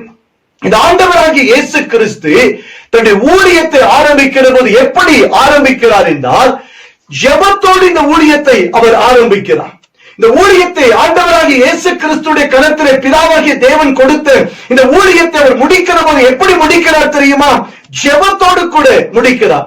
ஜெபத்தோடு ஊழியத்தை தொடங்கி ஜெபத்தோடு அவர் ஊழியத்தை நிச்சயிக்கிறார், முடிக்கிறார். நீங்க வேத புஸ்தகத்திலே லூக்கா 3வது அதிகாரம் 21வது வசனத்தை நீங்கள் வாசித்து பார்ப்பீர்கள் என்று சொன்னால், அங்கு வேதம் அழகாய் ஒரு காரியத்தை சொல்லுகிறது. அதை உங்களுக்காக நான் வாசிக்கிறேன். லூக்கா 3வது அதிகாரம் 21வது வசனம். ஜனங்கள் எல்லாரும் ஞானஸ்தானம் பெற்ற போது இயேசுவும் ஞானஸ்தானம் பெற்று ஜெபம் பண்ணுகையில் வானம் திறக்கப்பட்டது. எல்லாரும் ஞானஸ்தானம் எடுத்துக் கொண்டிருக்கிறார்கள். அவர்களோடு ஒருவராய் ஆண்டவராகிய இயேசு கிறிஸ்துவும் போய் யோர்தான் ஆற்றங்கரையிலே மூழ்கி அவர் ஞானஸ்தானம் எடுக்கிறார். ஞானஸ்தானம் எடுத்து கரையேறின ஆண்டவராகிய இயேசு கிறிஸ்து ஜெபித்தார் என்று வேதத்திலே எழுதப்பட்டிருக்கிறது. ஒருவேளை அநேக ஞானஸ்தானம் எடுத்தார்கள், அவர்களால் ஜெபித்தார்களா தெரியல, வேதத்தில் எழுதப்படல. ஆனால் கனிமனுடைய ஆண்டவராகிய இயேசு கிறிஸ்து ஞானஸ்தானம் பெற்று கரை ஏறின உடனே அவர் ஜெபித்தார் என்று வேதத்தில் எழுதப்பட்டிருக்கிறது. அவர் ஜெபித்த போது என்ன நடந்தது? வேதம் சொல்லுகிறது, வானம் திறக்கப்பட்டது. அன்பு தேவ பிள்ளைகளே, ஜெபம் வானத்தின் பலகணிகளை திறக்கும். வானத்தின் பலகணிகளை திறக்கிற திறவுகள் எது தெரியுமா? ஜெபம். ஜெபம். ஒரு தேவனுடைய பிள்ளை சரியாய் ஜெபிப்பான் என்று சொன்னால் அவனால் வானத்தின் பலகணிகளை திறக்க முடியும். யாருக்கு வானத்தின் பலகணிகள் திறக்கப்படுகிறதோ அவர்கள் இடம் கொள்ளாத மட்டும் ஆசீர்வதிக்கப்படுவார்கள், ஆசீர்வதிக்கப்படுவார். அப்ப இயேசு ஜெபித்த போது முதலாவது என்ன நடக்கிறது என்றால், வானம் திறக்கப்படுகிறது. அப்ப ஒவ்வொரு தேவனுடைய பிள்ளையினாலும் வானத்தின் பலகணிகளை திறக்க முடியும். யார் யார் முழங்காலில் நின்று தேவ சமூகத்தை நோக்கி ஜெபிக்கிறார்களோ அவர்களுக்கு வானம் திறக்கப்படும். வானத்தின் பலகணிகள் திறக்கப்படும். இடம் கொள்ளாத மட்டும் தேவன் ஆசீர்வதிப்பார். இரண்டாவது வசனத்தை நீங்கள் வாசித்து பாருங்கள். 22வது வசனம், பரிசுத்த ஆவியானவர் புறாவின் ரூபம் கொண்டு அவர் மேல் இறங்கினார். அப்ப ஜெபித்தவுடனே இரண்டாவது நடக்கிற காரியம் என்னவென்று சொன்னால், தேவன் தம்முடைய பரிசுத்த ஆவியினால் அபிஷேகம் பண்ணுகிறார். யார் யார் ஜெபிக்கிறார்களோ அவர்களை தேவன் தம்முடைய பரிசுத்த ஆவியினால் அபிஷேகம் பண்ணுகிறார். மூன்றாவது காரியம், இவர் என்னுடைய நேசகுமாரன், இவரில் நான் பிரியமாய் இருக்கிறேன் என்று சொல்லி வானத்திலிருந்து ஒரு சத்தம் என்ன செய்கிறது, அங்கே துணிக்கிறது. மூன்றாவது, ஜெபிக்கிறவன் தேவனுடைய சத்தத்தை கேட்பான். என் அன்பு தேவ பிள்ளையே, ஒவ்வொரு விசுவாசிகளும் தேவனுடைய சத்தத்தை கேட்டு பழக வேண்டும். இன்னைக்கு எத்தனையோ மாம்ச சத்தங்களை கேட்கிறோம், உலகத்தில் எத்தனையோ சத்தங்களை கேட்டுக் கொண்டிருக்கிறோம். ஆனால் ஒரு தேவனுடைய பிள்ளை ஆண்டவருடைய சத்தத்தை கேட்டு எனக்கு அருமையானவர்களே அந்த அனுபவத்திலே நடக்கிற எனக்கு அருமையான ஒரு கிருபையை பெற்றுக் கொள்ள வேண்டும். அப்ப ஜெபித்தால் என்ன நடக்கிறது? வானம் திறக்கப்படுகிறது. ஜெபித்தால் பரிசுத்த ஆவியானவர் புறாவின் ரூபம் கொண்டு இறங்கி வருகிறார். ஜெபித்தால் மூன்றாவது என்ன நடக்கிறது? தேவனுடைய சத்தத்தை கேட்கிறார். யார் யாரெல்லாம் தேவ சத்தத்தை கேட்கிறார்களோ அவர்கள் மாத்திரம்தான் தேவனுடைய சித்தத்தை என்ன செய்வார்கள். தேவ சித்தத்தை செய்கிறவர்கள் மாத்திரம்தான் தேவனோடு கூட என்னென்றைக்கும் அரசாண முடியும் என்பதை நீங்கள் மறந்து போய்விடக் கூடாது. இது ஊழியத்தினுடைய ஆரம்பம். அப்ப ஊழியத்தை எப்படி ஆரம்பிக்கிறார்? ஜெபத்தோடு ஆண்டவராகிய இயேசு கிறிஸ்து ஊழியத்தை ஆரம்பிக்கிறார். ஊழியம் முடிவடைகிறது எங்கே? சிலுவையிலே முடிவடைகிறது. சிலுவையில 6 மணி நேரம் ஆண்டவராகிய இயேசு கிறிஸ்து அரை நிர்வாணமாய் தொங்குகிறார். அந்த 6 மணி நேரத்தில் இயேசு பேசின வார்த்தை 7 வார்த்தை. அந்த 7 வார்த்தையில முதல் வார்த்தையை நீங்கள் கவனித்து பாருங்களேன். பிதாவே, இவர்கள் செய்வது இன்னதென்று அறியாமல் செய்கிறார்கள், இவர்கள் செய்வதை மன்னியும். ஆண்டவர் சிலுவையில மொழிந்த முதல் வார்த்தை என்ன தெரியுமா? ஜெபம். பிறருக்காக காரி உமிழ்ந்தார்களே, கன்னத்தில் அறைந்தார்களே, அந்த கயவர்களை மன்னிக்கும்படி பிதாவை நோக்கி அந்த அகால வேதனையிலே இயேசு ஜெபித்தார். கடைசி வார்த்தையை பாருங்க, பிதாவே உம்முடைய கையில் என் ஆவியை ஒப்புக் கொடுக்கிறேன். ஒவ்வொரு யூதர்களும் இத்தனைக்குள் போவதற்கு முன்பதாக இன்றைக்கும் அவர்கள் ஜெபிக்கிற ஜெபம் என்ன தெரியுமா? பிதாவே உம்முடைய கையில் என் ஆவியை ஒப்புக் கொடுக்கிறேன். இயேசு ஒரு யூதன். அவருடைய தாயின் வழியாக இந்த ஜெபத்தை அவர் கற்றுக்கொண்டபடியினால் அவர் சொல்லுகிறார், பிதாவே உம்முடைய கையில் என் ஆவியை ஒப்புக் கொடுக்கிறேன். முதல் வார்த்தை ஜெபம், கடைசி வார்த்தை ஜெபம். ஜெபித்து என கருமையானவர்களே அவர் ஜீவனை விட்டார் என்று வேதத்தில் எழுதப்பட்டு இருக்கிறது.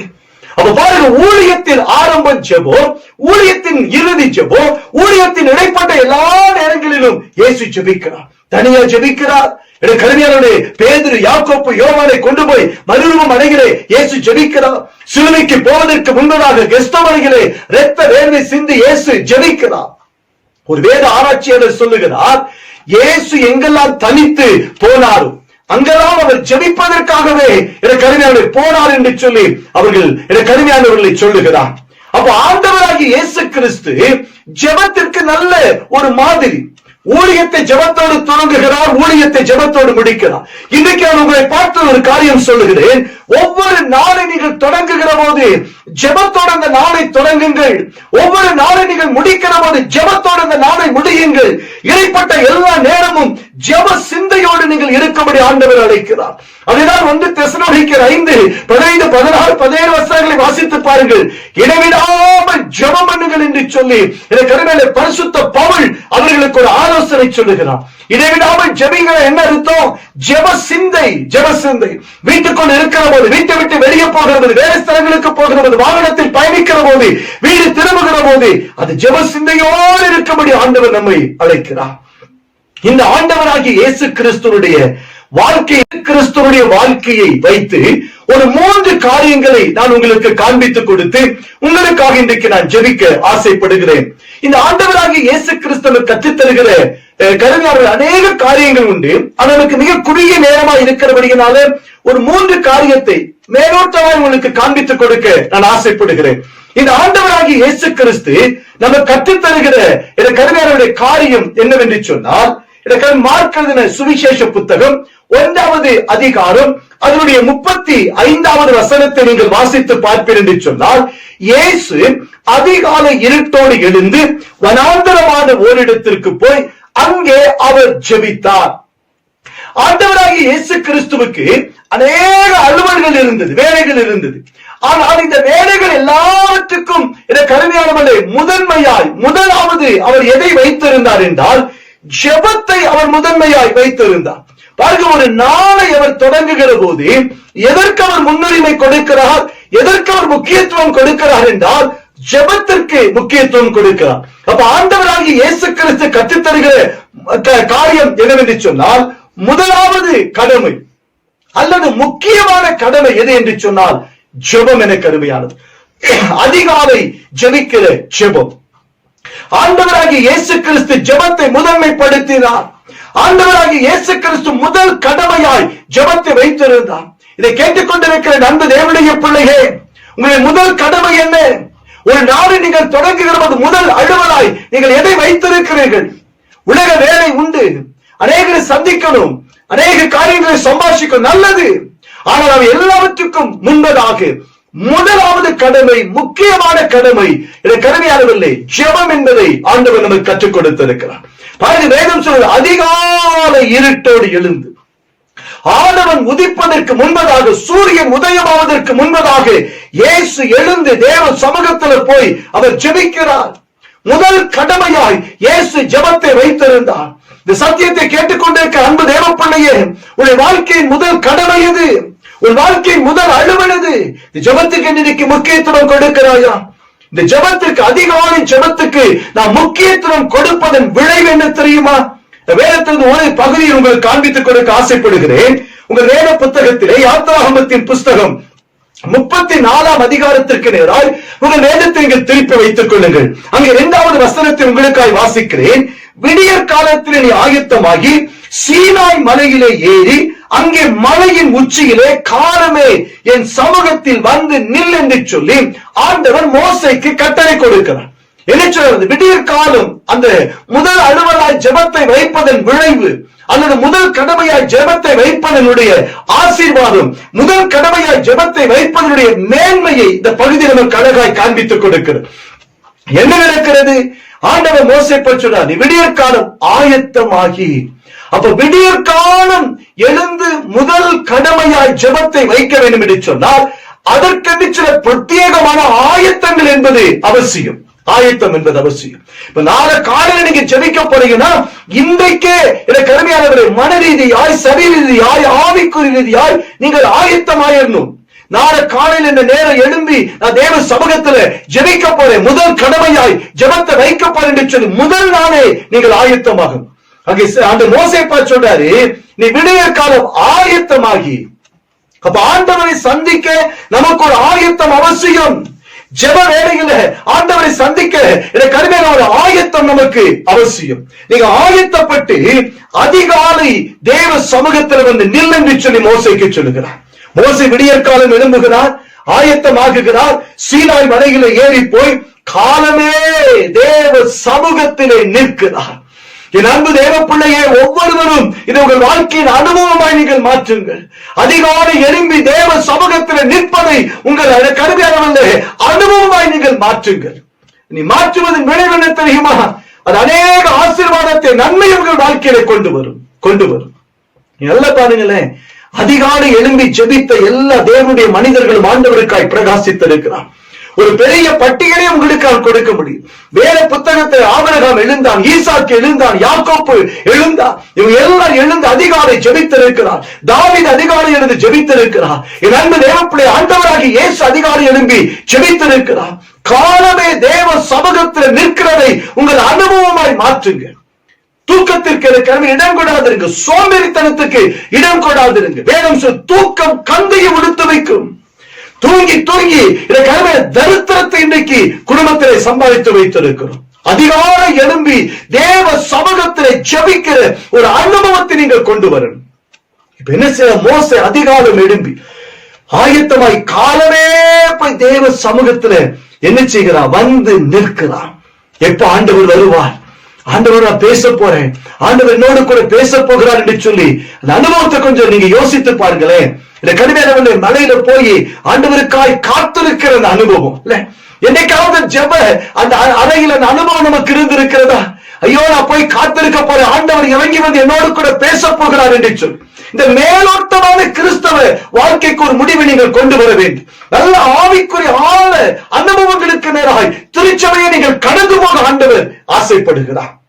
இப்ப அதிகாலம் ஆயத்தமாகி வந்து நில்லுன்னு சொல்லிட்டு இரண்டாவது ஆண்டவர் ஒரு ஆலோசனை சொல்ற. என்ன ஆலோசனை சொல்றாருன்னா, கூட ஒருவர் வரக்கூடாது ஒன்று.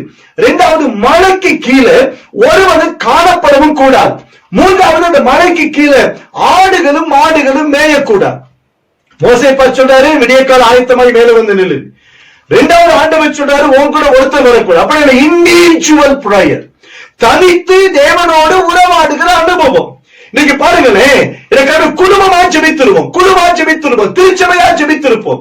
ஆனா அந்த இண்டிவிஜுவல் பிரேயர், தனிமையாய் தேவனோடு உறவாடுகிற அனுபவம் இன்றைக்கு விசுவாசிகளுக்கு இல்லை. ஆண்டவர் என்ன எதிர்பார்க்கிறான்? தனித்து என் பிள்ளையோடு நான் உறவாடணும், தனித்து என் பிள்ளையோடு சம்பாஷிக்கணும், நானும் என் பிள்ளையும் மாத்தணும், எனக்கு அருமையாக இருக்கணும் ஆண்டவர் விரும்புகிறார். இன்னைக்கு எத்தனை பேருடைய வாழ்க்கையில தனி ஜெப அனுபவம் காணப்படுகிறது?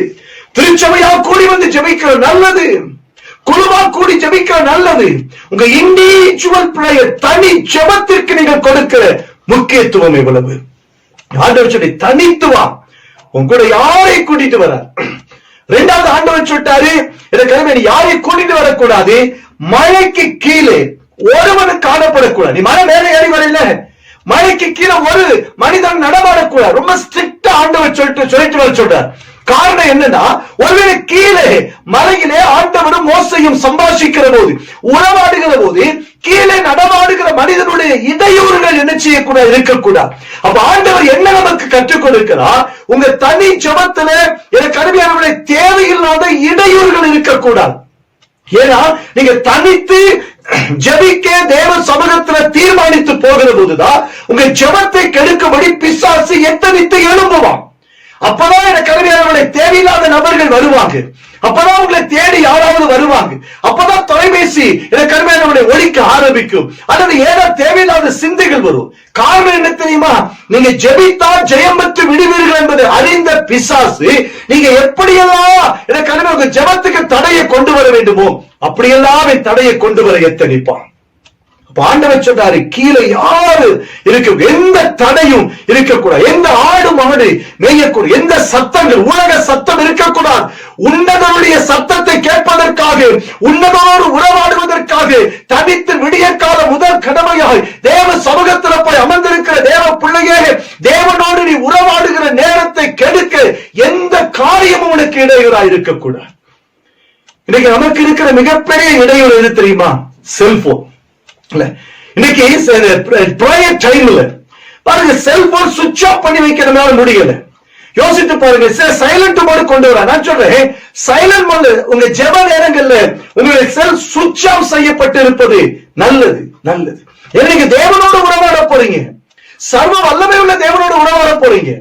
ஒரு அரசு அதிகாரிக்கு முன்பதாகவோ, ஒரு கலெக்டருக்கு முன்பதாகவோ நீங்க போய் நிக்கிற போது செல்போன்ல பேசிக்கொண்டு இதை கடுமையாக உறவாட முடியுமா? இல்ல, கேவலம் ஒரு உலக மனிதருக்கு முன்பதாக உறவாட எத்தனித்து கடந்து போகிற போது எவ்வளவு ஆயத்தமாய் போகிற தேவனுடைய பிள்ளைகள் ஆண்டவர் சமூகத்துக்கு போகிற எந்த இடையூறும் இருக்கக்கூடாது. அது ஆண்டவர், நீயோ ஜெபிக்கிற போது உன் அறை வீட்டுக்குள் பிரவேசித்து உன் கதவை அடைத்து அந்தரங்கத்திற்கு பிதாவை நோக்கி கூப்பிடு, அவர் உனக்கு வெளியிடமாய் பலன் கொடுப்பார். அந்தரங்கத்துல தனித்து தேவ சமூகத்துல உறவாட வேண்டும். என்ன நடக்கிறது? ஆயத்தமாகி விடியற்கால ஆயத்தமாகி சீனாய் மலையில போய் மோசே நின்றவுடனே என்ன சம்பவிக்கிறது? 5வது வசனம் சொல்றது பாருங்க. ஒரு மேகத்தில் இறங்கி அங்கே அவன் அருகே நின்று கர்த்தர் தம்முடைய நாமத்தை கூறினார். ஆயத்தமாகி வா என்று சொன்ன ஆண்டவர் அமைதியா பரலோகத்தில் வீட்டிருக்கல, மாறாக என்ன நடக்கிறது? சீனாய் மலையில் அவர் இறங்கினார், மோசைக்கு அருகே வந்து ஆண்டவர் நின்றார். அருகில் வந்து ஆண்டவர் நின்று மோசையோடு கூட என்ன செய்கிறார்? சம்பாஷிக்கிறார். என் அன்பு தேவ பிள்ளை, இந்த அனுபவத்தை கொஞ்சம் யோசித்து பாருங்களேன். நீங்க ஜெபறையில போய் முழங்கால் படிக்கிட்டு நீங்க ஜெபிக்க ஆரம்பிக்கிறீங்க. வானத்தை போய் உண்டாக்கிற சர்வ வல்லமை உள்ள தேவன் உங்கள் அருகில வந்து எனக்கு நிற்கிற அந்த அனுபவத்தை கொஞ்சம் யோசித்து பாருங்களேன். நீங்க ஜெபறையில ஒரு நாளும் தனித்திருப்பதில்லை. உங்கள் ஜெபத்தை கேட்கபடி ஆண்டவர் இறங்கி வருகிறார். நீ ஜெபிக்க முழங்கால் படியிடுகிற தேவனுடைய பிரசனம் இறங்கி வரும். உன் ஜெபத்தை சுமந்து போக தேவ தூதர்கள் இறங்கி வருவார்கள். என்ன நடக்கிறது? கருமையானவில்லை. அடுத்து தொடர்ந்து பகுதியை நீங்க வாசித்து பார்த்தீங்க அப்படின்னு சொன்னா, கீழே வசனத்துல வாசித்தீங்கன்னா, நடைமுறை வாழ்க்கைக்கு தேவையான நல்ல ஆலோசனைகளை ஆண்டவர் என்ன செய்கிறார்? மோசைக்கு ஆண்டவர் கொடுக்கிறார். அப்ப நீங்க அதிகாலை எழும்பி ஜெபிக்கிற போது ஆண்டவர் நடைமுறை வாழ்க்கைக்கு தேவையான நல்ல ஆலோசனை கொடுப்பார். எங்கு போகணும், என்ன செய்யணும், என்ன சொல்லணும், எப்படி அலுவலகத்தில் நடந்து கொள்ளணும், கல்லூரியில் எப்படி நடந்து கொள்ளணும், வேலைஸ்தலத்தில் எப்படி நடந்து கொள்ளணும், ஆண்டவர் நமக்கு ஆலோசனை தருவார். அப்போ என் கல்வியான ஆண்டவராகிய இயேசு கிறிஸ்து கற்றுத்தருகிற காரியம் என்னவென்று சொன்னால், முதல் கடமை அல்லது முக்கியமான கடமை எதென்றால் அதிகாலை ஜெபம். என் அன்பு தேவ பிள்ளையே, இந்த அதிகாலை எழும்பி ஜெபித்தவன் விளைவு என்ன தெரியுமா? அந்த 34ஆம் அதிகாரத்திற்கு தொடர்ந்து வாசித்து வருகிறேன் சொன்னால் 29வது வசனம் சொல்லுகிறது, அதிகாலை எழும்பி ஜெபித்த மோசையின் முகம் பிரகாசித்தது. அவன் முகத்தை பார்க்க முடியல, அவ்வளவு பெரிய பிரகாசம். இன்னைக்கு இருளடைந்து கிடப்பதற்கு காரணம் என்ன? உங்கள் முகங்கள் இருளடைந்து கிடப்பதற்கு காரணம் என்ன? தேவ சமூகத்தில் தனித்திருக்க தவறி போனதன் விளைவு. நான் சொன்ன ஜெபிக்கிறவன் பிரகாசிப்பான். ஜெபிக்கிறவனுடைய வியாபாரம் பிரகாசிக்கும். ஜெபிக்கிறவனுடைய படிக்கிற பிள்ளை ஜெபிக்கிற பிள்ளையா இருப்பான்னு சொன்ன எதிர்காலம் பிரகாசிக்கும். ஜெபிக்கிற குடும்பம் பிரகாசிக்கும். ஜெபிக்கிற சபையை ஆண்டவர் பிரகாசிக்க பண்ணுவார். ஜெபந்தான் பிரகாசத்தை கொண்டு வரும்.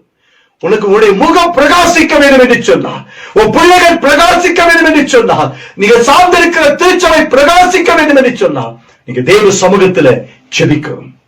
இப்ப முதல் கடமை, முக்கியமான கடமை ஜெபம். இரண்டாவது ஒரு காரியத்தை காண்பித்துக் கொடுக்க ஆசைப்படுகிறேன்.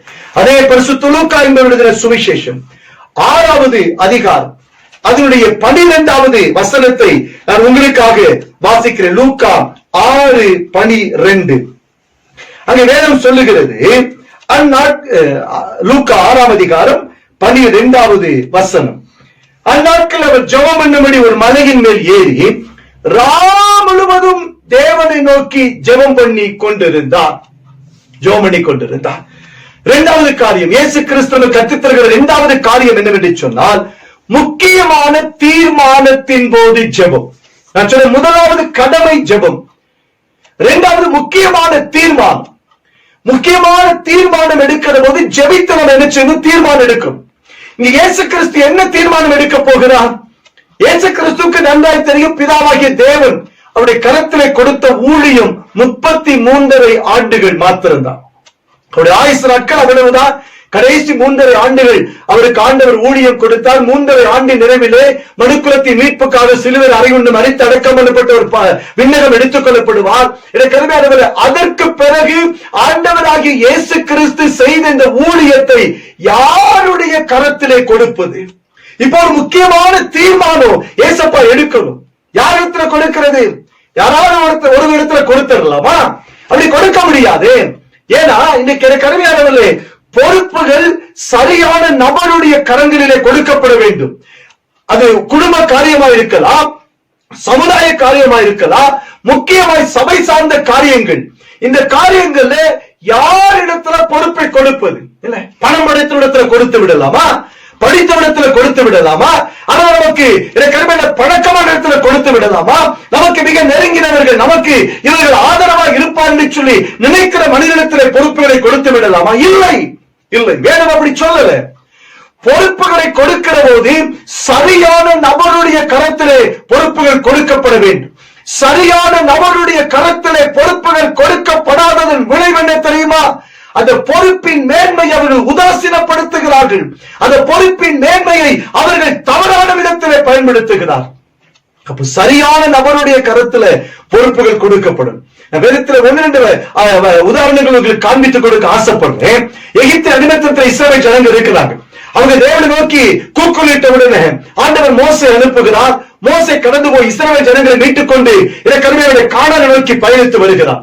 அப்படி பயணித்து வருகிற போது வழிகளை சந்திக்கிற பிரச்சனைகளுக்கு தீர்வு காண்பதற்காக இந்த கருமையான இஸ்ரவேல் ஜனங்கள் மோசையிடத்துல போவாங்க.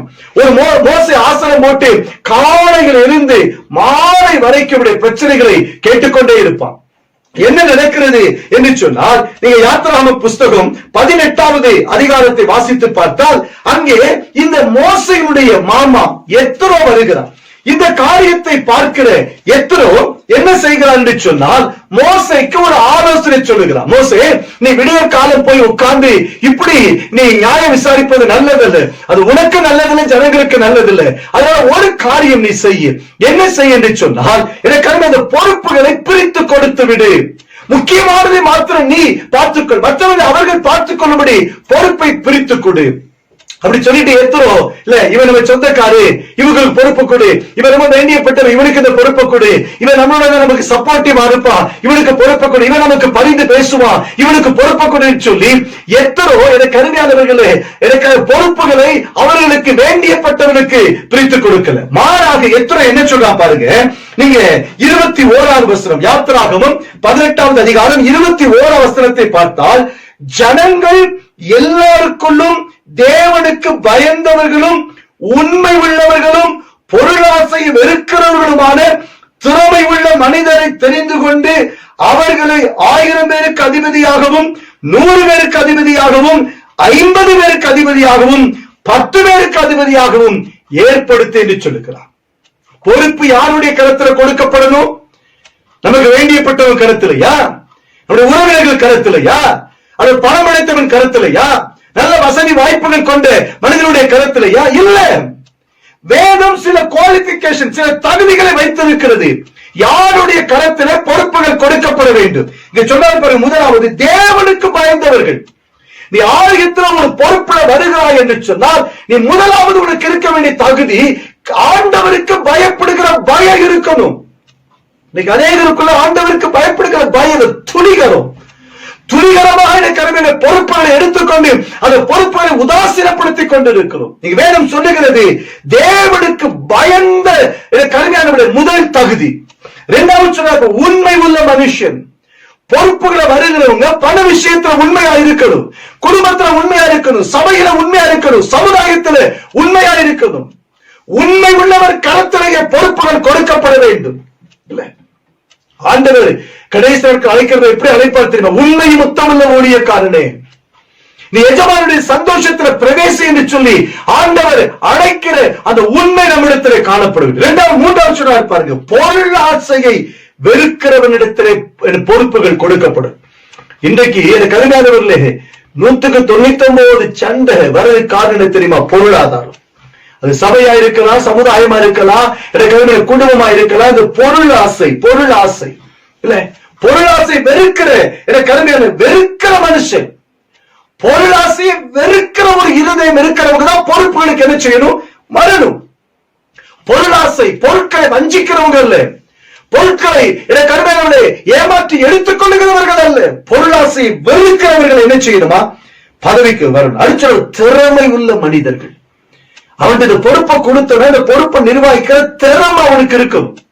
திறமை இல்லாத மனுஷனிடத்துல பொறுப்பை கொடுத்தா அந்த பொறுப்பு உதாசீனப்படுத்தப்படும். இல்ல என் அன்பு தேவப்பிள்ளையே, அப்ப பொறுப்புகளை எனக்கு சரியான இடத்துல கொடுக்கணும்.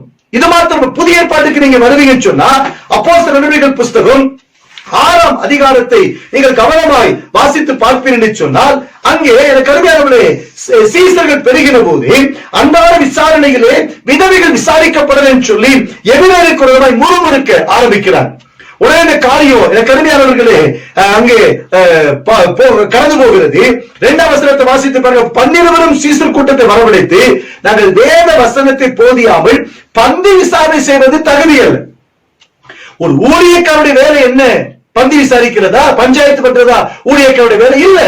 ஊழியக்காரருடைய வேலை என்ன அப்படின்னா, வேத வசனத்தை போதிக்கிறது, ஜெபிக்கிறது தான் ஊழியக்காரனுடைய வேலை. ஆனா இன்றைக்கு கருமையான இந்த 2 காரியத்தை விட்டுட்டு கருமையானவர்களே பஞ்சாயத்து பண்றதுலையும் மற்ற காரியங்கள்ல தான் இன்னைக்கு தேவனுடைய ஊழியர்கள் அதிகமாய் ஈடுபட்டுக் கொண்டது. வேற அழகா சொல்லுது, ரொம்ப அழகா சொல்றாரு பாருங்க. ஆதலால் சகோதரரே, நீங்க ஒரு காரியம் செய்யுங்க. எங்களால இந்த பந்தி விசாரணையை சரிவர நடத்த முடியல, அதனால நீங்க ஒரு 4 பேரை நீங்க என்ன செய்யுங்க, செலக்ட் பண்ணுங்க. அது யாரை செலக்ட் பண்ணலாம், எனக்கு வேண்டியப்பட்ட சொல்ற அப்படின்னு சொன்னாங்க. இல்ல, என்ன நடக்குது பாருங்க. ஆதலால் சகோதரரே, பரிசுத்த ஆவியும் ஞானமும் நிறைந்த நற்சாட்சி பெற்றிருக்கிற 7 பேரை உங்களுக்கு தெரிந்து கொள்ளுங்கள். அவர்களை இந்த வேலைக்கு என்ன செய்யுங்க, ஏற்படுத்துங்க. சொல்றாரு பாருங்க. அவங்க என்ன குவாலிபிகேஷன் இருக்குன்னு சொல்றாங்க 5வது வசனத்துல. என கருமையாளர்களே, இந்த யோசனை சபையார் எல்லாருக்கும் பிரியமா இருந்தது. அப்பொழுது விசுவாசமும் பரிசுத்த ஆவியில் நிறைந்தவனுமாகிய ஸ்தேவானை, இல்ல, விசுவாசம் பரிசுத்தம் நிறைந்த நற்சாட்சி பெற்ற ஞானமுள்ளவர்களை பந்தி விசாரிப்புக்கு பொறுப்புகள் கொடுக்கப்பட்டது. இல்ல, இன்னைக்கு ஒரு மனிதன் ஒரு பொறுப்பு ஆலயத்தில் எடுக்கிறார், சமுதாயத்தில் எடுக்கிறார், சபையில எடுக்கிறாங்க அப்படின்னா குறைந்தபட்சம் எனக்கு அருமையானவர்கள் சில தகுதிகள் வேதம் வைத்திருக்கிறது. தகுதி இல்லாதவர்கள் ஒரு நாளும் திருச்சபையை ஆள துணிய கூடாது. இங்க அவர் சொல்றாரு பாருங்க, பரிசுத்த ஆவி எனக்கு அருமையான பரிசுத்த ஆவி ஞானம் நிறைந்தவங்க, நற்சாட்சி பெற்றிருக்கிறது. சமுதாயங்களை குறித்து நல்ல சாட்சி சொல்லணும், சபைகளை குறித்து நல்ல சாட்சி சொல்லணும், சொந்த குடும்பங்களை குறித்து நல்ல சாட்சி சொல்லணும். இல்ல, நீ சாட்சி இல்லாம வாழ்ந்து விட்டு சபையிலே வந்து பொறுப்புகளை எடுக்க துணிந்தால் அது சாபத்தை வாழ்க்கையில கொண்டு வந்து விடும். அப்ப இயேசு என்ன செய்கிறார், மலை மேல் ஏறி அவர் ஜெபம் பண்றாரு. எதுக்கு நான் பொறுப்புகள் எப்ப கொடுக்கணும், யாருடைய கருத்துல கொடுக்கிறது, இரவெல்லாம் ஜெபிக்கிற ஆண்டவரே எனக்கு காண்பித்துக் கொடுங்க, யாரிடத்துல கொடுக்கணும், யாரிடத்துல கொடுக்கணும். இரவு 12 மணி நேரம் ஏசப்பா ஜெபிக்கிறார். எதற்கு? 12 நபர்களை எடுத்து அவர்கள் கருத்தரை பொறுப்பை கொடுப்பதற்கா. ஒரு சீசனுக்கு 1 மணி நேரம் என்று சொல்லி இயேசு ஜெபித்து 12 பேரை தேர்ந்தெடுக்கிறார். பொழுது விடுகிறது. அதிகாலை இயேசு கருமையில பூமிக்கு சமவெளிக்கு இறங்கி வருகிறார். லூக்கா 6ஆம் அதிகாரம் தொடர்ந்து வாசித்து பாருங்க. 12, 13, 16 வசனங்கள்ல அங்கே திரளான கூட்டம் நின்று கொண்டிருக்கிறது. அதில் 12 பேரை ஆண்டவர் நேம் கால் பண்றார், பேச்சு அழைக்கிறார். அழைத்து அவர்கள் கரங்களில் தான் ஆண்டவர் பொறுப்புகளை கொடுத்தார். பொறுப்புகளை பெற்றுக்கொண்ட கருமையானுடைய மனிதர்கள் பாருங்க, அவருடைய பொறுப்புகளை ஒருவேளை யூதாசித்தவர் மற்றெல்லாரும் சரி அந்த பொறுப்புகளை அவர்கள் நிறைவேற்றினார்கள். அப்ப 2வது முக்கியமான தீர்மானங்கள் எடுக்கிற போது, உங்க வீட்டுல அல்லது உங்க வேலை ஸ்தலங்கள்ல, உங்க பிசினஸ்ல, அல்லது எனக்கு அருமையானவருடைய ஃபியூச்சர், எனக்கு அருமையான மினிஸ்ட்ரியில, அல்லது எந்த ஒரு காரியத்துல நீங்க ஒரு டிசிஷன் எடுக்கிறப்போ, தீர்மானம் எடுக்கிறப்போ தேவ சமூகத்துல போய் ஜெபிக்கணும். இது ஆண்டவருக்கு பிரியமா, நான் பிசினஸ் செய்யலாமா, இவரோட நான் பார்ட்னர்ஷிப் வைக்கலாமா, ஆண்டவர்கிட்ட போய் நீங்க கேட்கணும், ஆலோசனை கேட்கணும். முக்கியமான தீர்மானம், திருமண காரியங்கள், பிள்ளைகளுடைய படிப்பு, பிசினஸ், எனக்கு அருமையானவருடைய எதிர்காலத்துக்குரிய காரியங்கள், அதுல ஆண்டவர்கிட்ட போய் கேட்கணும். நீங்களா இக்கரைக்கு அக்கறை பச்சைன்னு சொல்லி ஓடக்கூடாது. ஆண்டவருக்கு அது பிரியமா? முக்கியமான தீர்மானங்கள் எடுக்கிற போது, இல்ல, பிள்ளைகளுக்கு திருமணம் எனக்கு நிச்சயிக்கணும் அப்படின்னா அந்த திருமணத்தை எடுக்கிற போது முக்கியமான தீர்மானம் தேவ சமூகத்துல ஜெபித்து நீங்க தீர்மானிக்கும். அவங்க சொல்றாங்க, இவங்க சொல்றாங்க, உறவினர் குறைத்துக் கொள்ளுவான் அல்லது உடன் பிறந்தவங்க தவற நினைத்து விடுவாங்க சொல்லி தேவ சித்தத்துக்கு விரோதமான காரியத்தை செய்ய பெற்றோரை துணியாதிருங்கள். தேவ சமூகத்துல போய் அமர்ந்து தேவ ஆலோசனையை பெற்று ஆண்டவர் என்ன சொல்லுகிறார் என்பதை நீங்கள் அறிந்து செயல்பட ஆண்டவர் உங்களை அழைக்கிறார். அப்ப 2வது முக்கியமான தீர்மானம் எடுக்கிறது. தாவீதுடைய வாழ்க்கையை வேதத்துல வாசித்து பாருங்களேன். போருக்கு போவதற்கு முன்பு ஆண்டவர்கிட்ட போய் ஆலோசனை கேட்கிறான். 2 சாமுவேல் 23 அதிகாரத்துல நீங்க வாசித்து பாருங்க. போலாம் ஆண்டவரே, நான் போனா முறியடிப்பேனா, எனக்கு ஜெயம் கிடைக்குமா? ஒவ்வொரு தீர்மானத்தின் போது ஆண்டவரிடத்துல போய் ஆலோசனை கேட்கிறார். 2வது ஆண்டவர் நமக்கு கற்றுத்தருகிற காரியம், முக்கியமான தீர்மானத்தின் போது தேவ சமூகத்திலே நீங்க ஜெபிக்கணும். கடைசியை ஒன்றை சொல்லி நான் முடிக்க ஆசைப்படுகிறேன். இயேசு கிறிஸ்து நமக்கு கற்றுத்தருகிற 3வது காரியம், பரிசுத்த லூக்கா என்பவர் எழுதின சுவிசேஷம் 22வது அதிகாரம் அதனுடைய 31வது வசனத்தையும் 32வது வசனத்தையும் உங்களுக்காக நான் வாசிக்கிறேன். லூக்கா 22, 31, 32. அங்க வேணும் சொல்லுங்க பாருங்க. பின்னும் கர்த்தர் சீமோனே சீமோனே, இந்த இதோ கோதுமையை சுளையினால் புடைக்கிறதை போல சாத்தான் உங்களை புடைப்பதற்கு உத்தரவு கேட்டுக்கொண்டான். நானா உங்கள் விசுவாசம் ஒழிந்து போகாதபடிக்கு உனக்காக வேண்டிக் கொண்டே, நீ குணப்பட்ட பின்பு உன் சகோதரனை ஸ்திரப்படுத்து என்று சொன்னான். முதலாவது கடமை இயேசு கிறிஸ்து நம்ம கற்றுத்தருகிற காரியம். முதலாவது கடமை, முக்கியமான கடமை, அல்லது முதல் அலுவல் அல்லது முக்கியமான அலுவல் ஜெபம். ஒரு நாளை தொடங்குற போது ஜெபம் இல்லாமல் தொடங்காதீங்க. இரண்டாவது முக்கியமான அலுவல் நமக்கு எதிராக ஜெபம் தான். இரண்டாவது முக்கியமான தீர்மானங்கள் எடுக்கிற போது நல்ல தேவ சமூகத்துல குடும்பமா அமர்ந்து உபவாசித்து இதை செய்யலாமா செய்யக்கூடாது என்று சொல்லி ஜெபித்து நீங்க தீர்மானிக்கணும். பொறுப்புகள் கொடுக்கப்படுகிற போது சரியான நபரிடத்திலே பொறுப்புகள் நிச்சயம் கொடுக்கப்படும். மூன்றாவது, முக்கியமானவர்களுக்காக இயேசு ஜெபிக்க நம்ம கற்றுக் கொடுக்கிறார். இங்கே பேதுருவை என கருமையான சாத்தான் சோதிக்கும்படி தேவ சமூகத்தில் உத்தரவு கேட்கிற சொல்ற பாருங்க. என கருமையானவர்களே, கோதுமையை சுனையில் புடைக்கிறதை போல சாத்தான் உங்களை புடைப்பதற்கு, உபத்திரவப்படுத்துவதற்கு உத்தரவு கேட்டுக்கொண்டான். ஆண்டவர் நான் உத்தரவு கொடுக்கல பேதுரு, நீ ரொம்ப பலவீனமானவன் அப்படின்னு ஆண்டவர் சொல்லல. மாறாக ஆண்டவர் சொல்றாரு, நானோ விசுவாசம் அழிந்து போகாதபடிக்கு உனக்காக வேண்டிக் கொண்டேன். இப்ப பேதுருவுக்காக ஆண்டவர் ஜெபம் பண்றார். எனக்கு ஏன் அப்படின்னா, இந்த உபத்திரவத்துல அவன் விசுவாசம் தளர்ந்து போய்விடக் கூடாது. பிசாசு அவனை சோதிக்கிற போது அவன் விசுவாசத்துல பின்தங்கிவிடக் கூடாது. அவனை பிசாசு சோதிக்கிற போது விசுவாசத்தை மறுதளித்து விடக் கூடாது என்பதற்காக இயேசு அவனுக்காக ஜெபிக்கிறார். என கருமையான தேவனுடைய பிள்ளைகளே, முக்கியமான பேதுரு ஆண்டவருடைய பார்வையில் எல்லாருமே முக்கியம். ஆனா பேதுரு ரொம்ப முக்கியம். ஏன்னா இந்த பேதுருடத்துல ஆண்டவர் சொல்றாரு, உண்மை சபையை நான் கட்டுவேன்னு சொல்றாருல்ல. இந்த பேதுருடத்துல எனக்கு பரலோகத்தின் வெளிப்பாடுதான் அந்த பேதுரு பெற்றுக் கொண்டவன். பேரிடத்துலதான் ஆண்டவர் மிகப்பெரிய பொறுப்பை கொடுக்கிறார். ஆடுகளை மேய்ப்பாயாக என்று சொல்லி ஆண்டவர் எனக்கு கருமை மிகப்பெரிய பொறுப்பை கொடுக்கிறார். அப்ப பாருங்க, ஆண்டவருடைய பார்வை இந்த பேர் ரொம்ப முக்கியமானது. இந்த முக்கியமானவனுக்கு வாழ்க்கையில பிசாசு ஒரு சோதனையை கொண்டு வருகிற போது அந்த சோதனையில விசுவாச எனக்கு கருமையானவர்கள் தோல்வியை சந்தித்து விடக்கூடாது என்று சொல்லி ஆண்டவர் இந்த முக்கியமான பேதுருவுக்காக ஜெபிக்க ஆண்டவரை நானும் வேண்டிக் கொண்டேன். அப்ப பேதுருவுக்காக ஆண்டவர் ஜெபித்தார், முக்கியமானவனுக்காக ஆண்டவர் ஜெபிக்கிறார். அப்ப நம்முடைய வாழ்க்கையில முக்கியமானவர்களுக்கான ஜெபம் ரொம்ப முக்கியம். முதலாவது நமக்கு எது முக்கியம் தெரியுமா? நம்முடைய குடும்பத்தின் அங்கத்தில் நமக்கு முக்கியம். நம்முடைய குடும்பத்தில் இருக்கிற முக்கியமான அங்கத்தினர்களுக்காக நம்ம ஜெபி. கணவன் ரட்சிக்கப்படலையா, மனைவி ரட்சிக்கப்படலையா, பிள்ளைகள் ரட்சிக்கப்படலையா, நீங்க தேவ சமூகத்தில் அவர்களுக்காக உபவாசம் பண்ணி ஜெபிங்க. இரத்த சம்பந்தமான உறவுகள் ரட்சிக்கப்படலை, அவர்களுக்காக தேவ சமூகத்தில் நீங்க ஜெபிக்கணும். ஒருவேளை யாருல ரட்சிக்கப்படல உங்க பேரை நீங்க எழுதி வச்சு நீங்க தேவ சமூகத்தில் அவர்களுக்காக நீங்க ஜெபிங்களே. ஒரு நாள் உங்க ஜெபம் கேட்கப்படும். என் அன்பு தேவனுடைய பிள்ளைகளே, இன்னைக்கு நீங்கள் நான் நின்று கொண்டிருக்க காரணம் என்ன தெரியுமா? யாரோ ஒருவர் ஜெபித்த ஜெபம் இன்னைக்கு ஆண்டவருக்காக நீங்கள் நான் நின்று கொண்டிருக்கிறோம். அப்ப நன்றாய் தெரிந்து கொள்ளுங்கள், முதலாவது நம்முடைய குடும்பம் நமக்கு ரொம்ப முக்கியம். கணவனுக்காக ஜெபிங்க, மனைவிக்காக ஜெபிங்க, பிள்ளைகளுக்காக ஜெபிங்க, பெற்றோருக்காக நீங்க ஜெபிங்க. ஐயோ ரட்சிக்கப்பட குறை பேசிக் கொண்டிருக்கிற காலம் அல்ல. ஆண்டவர் சமூகத்தில் முறையிடுங்க. ஆண்டவரே, என் புருஷன் ரட்சிக்கப்படணும், என் மனைவி ரட்சிக்கப்படணும், என் பிள்ளைகள் ரட்சிக்கப்படணும். ஏன்னா அவருடைய பார்வையில முக்கியமானவர்கள், உம்முடைய பார்வையில் அவர்கள் முக்கியமானவர்கள். ஆண்டவரே, ஒரு ரட்சிப்புக்காக நீ ஜெபம் பண்ணணும். இரண்டாவது நமக்கு எது முக்கியம் தெரியுமா? திருச்சபை நமக்கு ரொம்ப முக்கியம். திருச்சபைக்காக, திருச்சபை சார்ந்த விசுவாசிகள் ஜெபிக்க வேண்டியது மிக மிக முக்கியம். யோசித்து பாருங்க, எத்தனை மணி நேரம் நாம் சார்ந்திருக்கிற திருச்சபைக்காக நாம் ஜெபிக்கிறோம். எல்லா சபைகளிலும் கருமையானவர்களே சின்ன சின்ன குறைகள் உண்டு. குறையில்லாத சபையே கிடையாது. எல்லா சபைகளும் குறை உண்டு.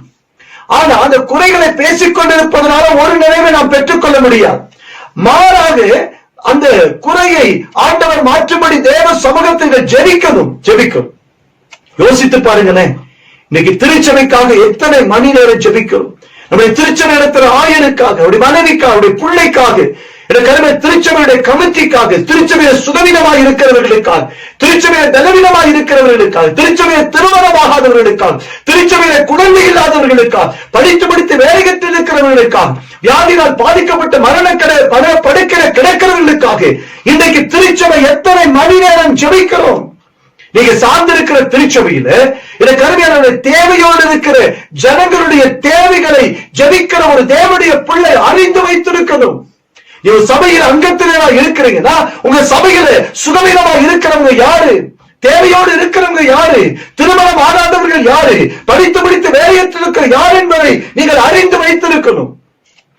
சும்மா வந்துட்டு போறதுக்காக மாத்திரம் சபை அல்ல. ஏதோ வரும் ஒரு மணி நேரம் ஆராதனை, முடிஞ்சவன சொல்லிட்டு போறதுக்கல்ல சபை.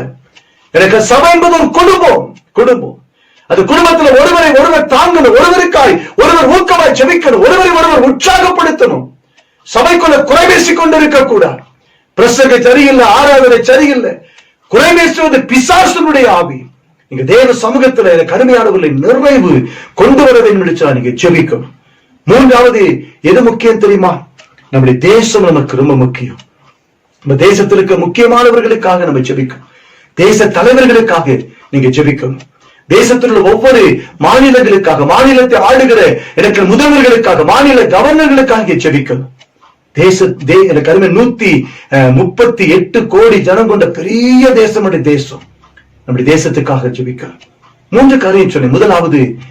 முதலாவது கடமை, அது முக்கியமான கடமை. அது முதலாவது அலுவல், முக்கியமான அலுவல் ஜெபம். இரண்டாவது முக்கியமான தீர்மானத்தின் போது ஜெபம். மூன்றாவது முக்கியமானவர்களுக்காக ஜெபம். அப்படிப்பட்ட ஒரு ஜெப அபிஷேகத்தை ஆண்டவர் இன்றைக்கு உங்களுக்கு தர விரும்புகிறார். என் அன்பு தேவனுடைய பிள்ளைகளே, இன்றைக்கு ஆண்டவர் சமூகத்தை நோக்கி நாம் கேட்க போகிறோம். ஆண்டவர் இந்த ஜெப ஆவி எனக்கு ஊற்றுங்கப்பா. நான் ஜெபிக்கணும் ஆண்டவர், நான் ஜெபிக்க தவறிட்டேன், ஜெபிக்காத குற்றத்தை எனக்கு மன்னிங்கப்பா, மன்னிங்க சுவாமி. இன்றைக்கு என்னை முழு மனதோடு அர்ப்பணிக்கிறேன். சும்மா ஏனோ தானோ என்று சொல்லி அமர்ந்து நீங்க இந்த வார்த்தையை கேட்க கூடாது. ஒரு ஆலயத்துல நீங்க அமர்ந்து எவ்வளவு பயபக்தியோடு கூட இந்த வார்த்தையை கேட்பீர்களோ, ஜெபிப்பீர்களோ, அப்படி உங்க வீட்டுக்குள்ள நீங்க இந்த நேரத்தை ஜெபிக்கணும். கருமையானவர்களே, குடும்பமா தேவ சமூகத்துல முழங்கால் படிடுவீர்களா?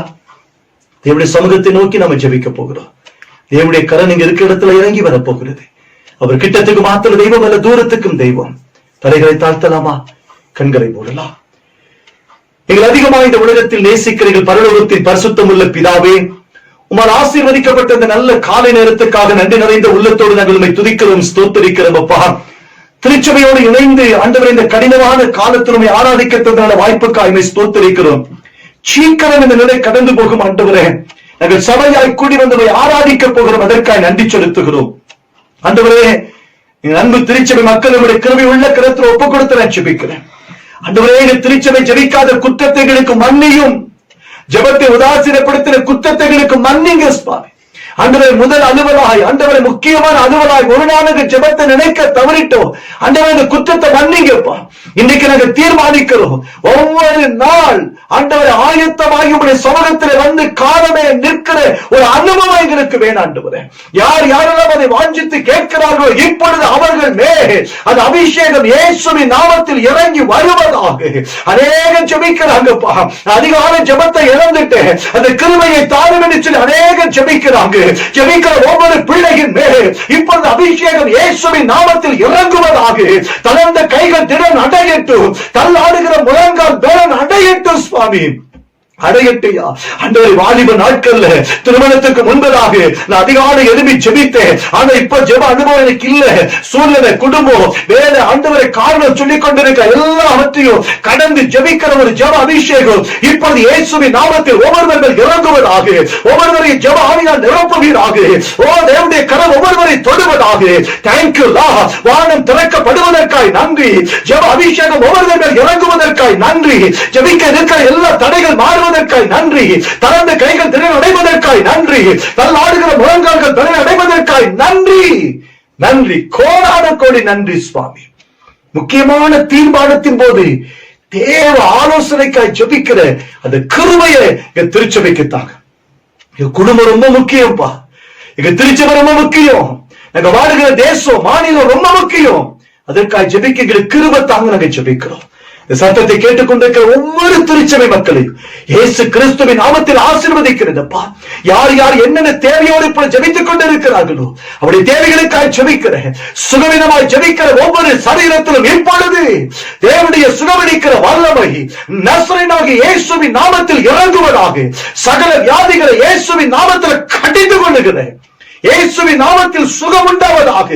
பாதிக்கப்பட்ட ஒவ்வொரு சரீரத்தின் உறுப்புகளுக்குள் இப்பொழுது தேவனுடைய சுகமளிக்கிற வல்லமை இறங்குவதாக. Thank you Lord. நீ தொட்டு சுகமாக்குவதற்காய் நன்றி. இருள் விலகுவதற்காய் நன்றி. தரித்திரங்கள் மாறுவதற்காய் நன்றி. சாபங்கள் முடிக்கப்படுவதற்காய் இயேசு கிறிஸ்துவின் நாமத்தை நன்றி செலுத்துகிறோம் ஐயா.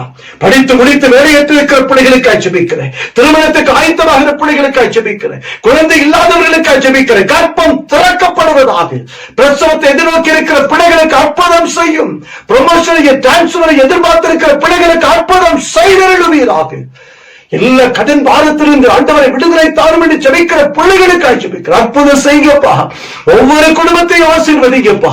ஒவ்வொரு குடும்பத்தையும் ஆசீர்வதிங்க. Thank you Lord. உம்முடைய வல்லமை ஒவ்வொரு குடும்பத்துக்குள் இப்போது இறங்குகிறது. தேவன் ஆண்டவரை அருகில எழுந்தருளுகிறீர். Thank you Jesus. அதிகாலமே ஆயத்தமாகி வந்து நின்று ஆண்டவரை மோசையோடு உறவாடும்படி ஆண்டவரை சீனாய் மலைகள் இறங்கி வந்த தெய்வம் ஆண்டவரை திருச்சபை ஒவ்வொரு குடும்பத்தின் மத்தியில் இப்பொழுது இறங்குவதற்காய் நன்றி.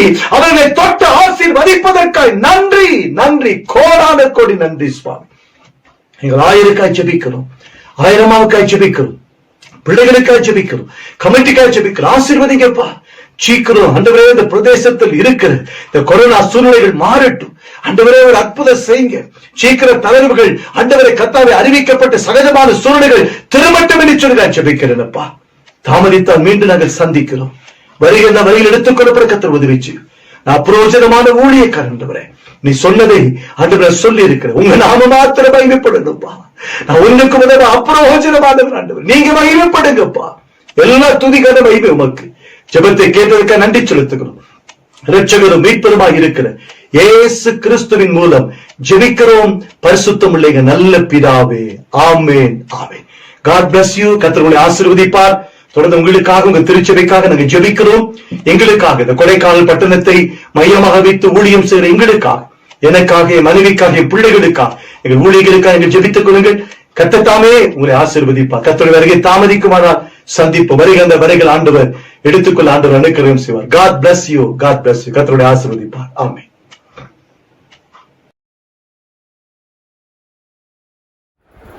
பிரியமானவர்களே, கேட்ட நல்ல ஆண்டவருடைய சத்திய வார்த்தைகளுக்காக நான் ஆண்டவரை துதிக்கிறேன். என்னுடைய வார்த்தையை உலகத்திலே வருகிறேன். அந்த சகோதரர் உங்களுக்கும் என்னுடைய உள்ளத்தினால் நன்றியை தெரிவித்துக் கொள்கிறேன். பிறந்த நாள் மற்றும் திருமண நாள் அறிவிப்புகள். 1ஆம் தேதி திரு அலெக்ஸ் செல்வன், 12ஆம் தேதி திரு சாமுவேல் லெனின் தாமஸ், 15ஆம் தேதி திருமதி சுனிதா ரவி தோலே, 17ஆம் தேதி திருமதி சாந்தி ஜான் சாமுவேல். இவர்களுக்காக இருக்கிற தலைதாழ்த்தி நாம் செபிப்போம். நேசிக்கிறேன் அன்பின் நல்ல தகப்பனே, இந்த மகிழ்ச்சியான இந்த நல்ல நாளுக்காக நாங்கள் உமக்கு நன்றி செலுத்துகிறோம், துதிக்கிறோம். கர்த்தர் தாமே வேறு வாசிக்க கேட்ட இந்த அன்பு பிள்ளைகளை ஆசீர்வதிங்க. உனது கிருபை இந்த பிள்ளைகளை தாங்கட்டும். பிறந்த நாள் வாழ்விலே பெரிய ஒரு ஆண்டை இந்த பிள்ளைகள் காண்கிறார்கள். தகப்பனை விசுவாசத்தோடு இருக்கிற பிள்ளைகளுடைய வாழ்விலே ஆண்டவருடைய விசுவாசத்தின் பலனை காணத்தக்கதாக, அவர் மீது இருக்கிற நம்பிக்கையின் ஆசீர்வாதங்களை காணத்தக்கதாக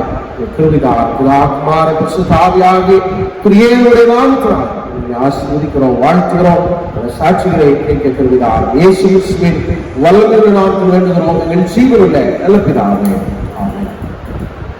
நாமமையாகவும் நம்முடைய காணிக்கைகளை படைக்கும்படியாக கிறிஸ்தவ கீர்த்தனை 180 1, 2, 4 கவிகள் நாம் பாடுகிறோம்.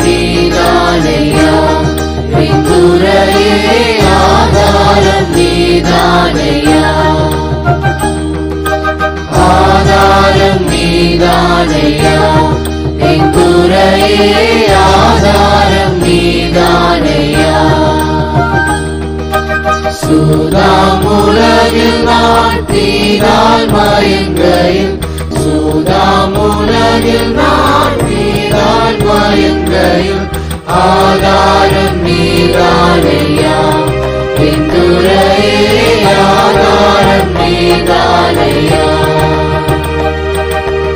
ஆதாரம் நீதானையா என் துறையே, ஆதாரம் நீதானையா.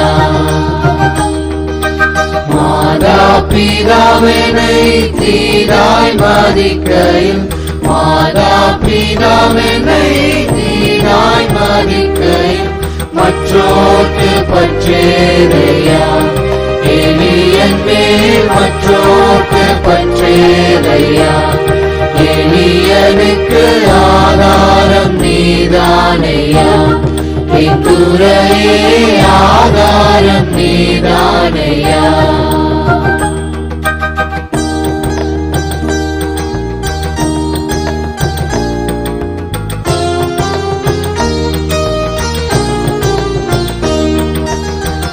நாம் துணையென நயந்தூரை சொன்னவர், நாம் துணையென நயந்தூரை சொன்னவர், நட்டாற்றில் விட்டாரையா, கனியனை நட்டாற்றில் விட்டாரையா, கனியனுக்கு ஆதாரம் நீதானையா, என் துறையே ஆதாரம் நீதானையா.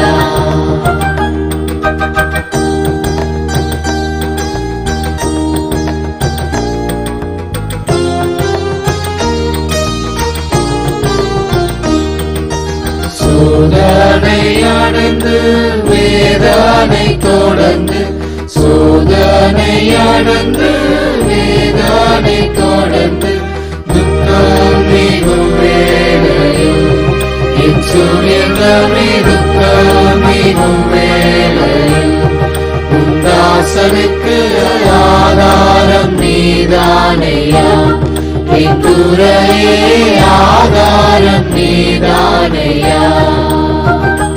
என்ற இடத்திலே தலை தாழ்த்தி காணிக்கைக்காக நாம் செபிப்போம். நேசிக்கிற எங்கள் அன்பின் நல்ல தகப்பனே, படைக்கப்பட்டிருக்கிற அன்பின் நல்ல காணிக்கைக்காக நன்றி செலுத்துகிறோம். எங்களை தாழ்த்தி ஆண்டவரே சமூகத்திலே நாங்கள் படைத்திருக்கிற ஆளுடைய வாயிலாக தகப்பனே விலங்குகளை சேமித்து வைக்கிற அன்பு பிள்ளைகளுக்காக நாங்கள் நன்றி செலுத்துகிறோம். இந்த அன்பின் காணிக்கைகளை காணிக்கைகளை மனவிருப்ப காணிக்கைகளை ஆண்டவரை போய் காணிக்கைகளை கர்த்தர் ஏற்று அங்கீகரிக்கும் பிள்ளைகளுடைய வாழ்வுகள் ஆசீர்வதிக்கப்பட உடைய பிள்ளைகளுடைய வாழ்வுகள் மேன்மை அடைந்திருக்கேன். ஆண்டவரே வாழ்த்துகிறோம். அன்பின் காணிக்கைகளை ஏற்று அங்கீகரித்தவர்கள் வானத்திலும் பூமியிலும் உள்ளவர்கள் எல்லாம் உடையது கரத்திலிருந்து வாங்கி உமக்கே செலுத்துகிறோம்.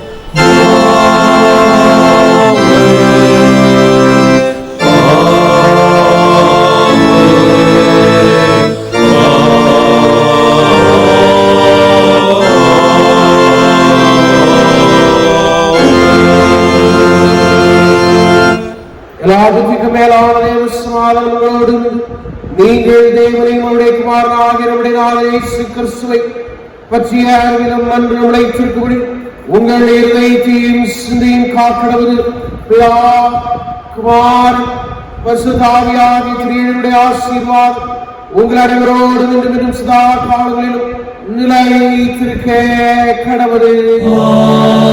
ஆமென். ஆமென். ஆமென்.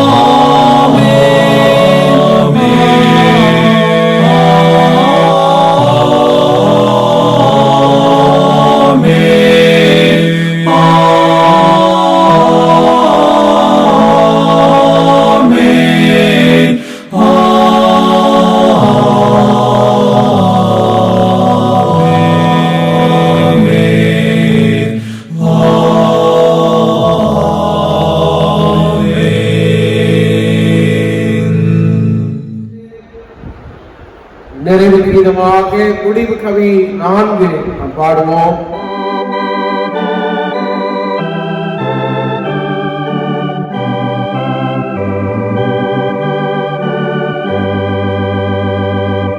தெய்வ ஆசீர்வாதத்தோடே வழியாரை அனுப்பும் வார்த்தை என்னும் அப்பத்தாலே போஷித்து வளர்ப்பியும் இப்போதும்மை தேடி வந்து மனதார போற்றினோ மோட்சலோகத்தில் கழித்து உம்மை வாழ்த்தி தொழுவோம்.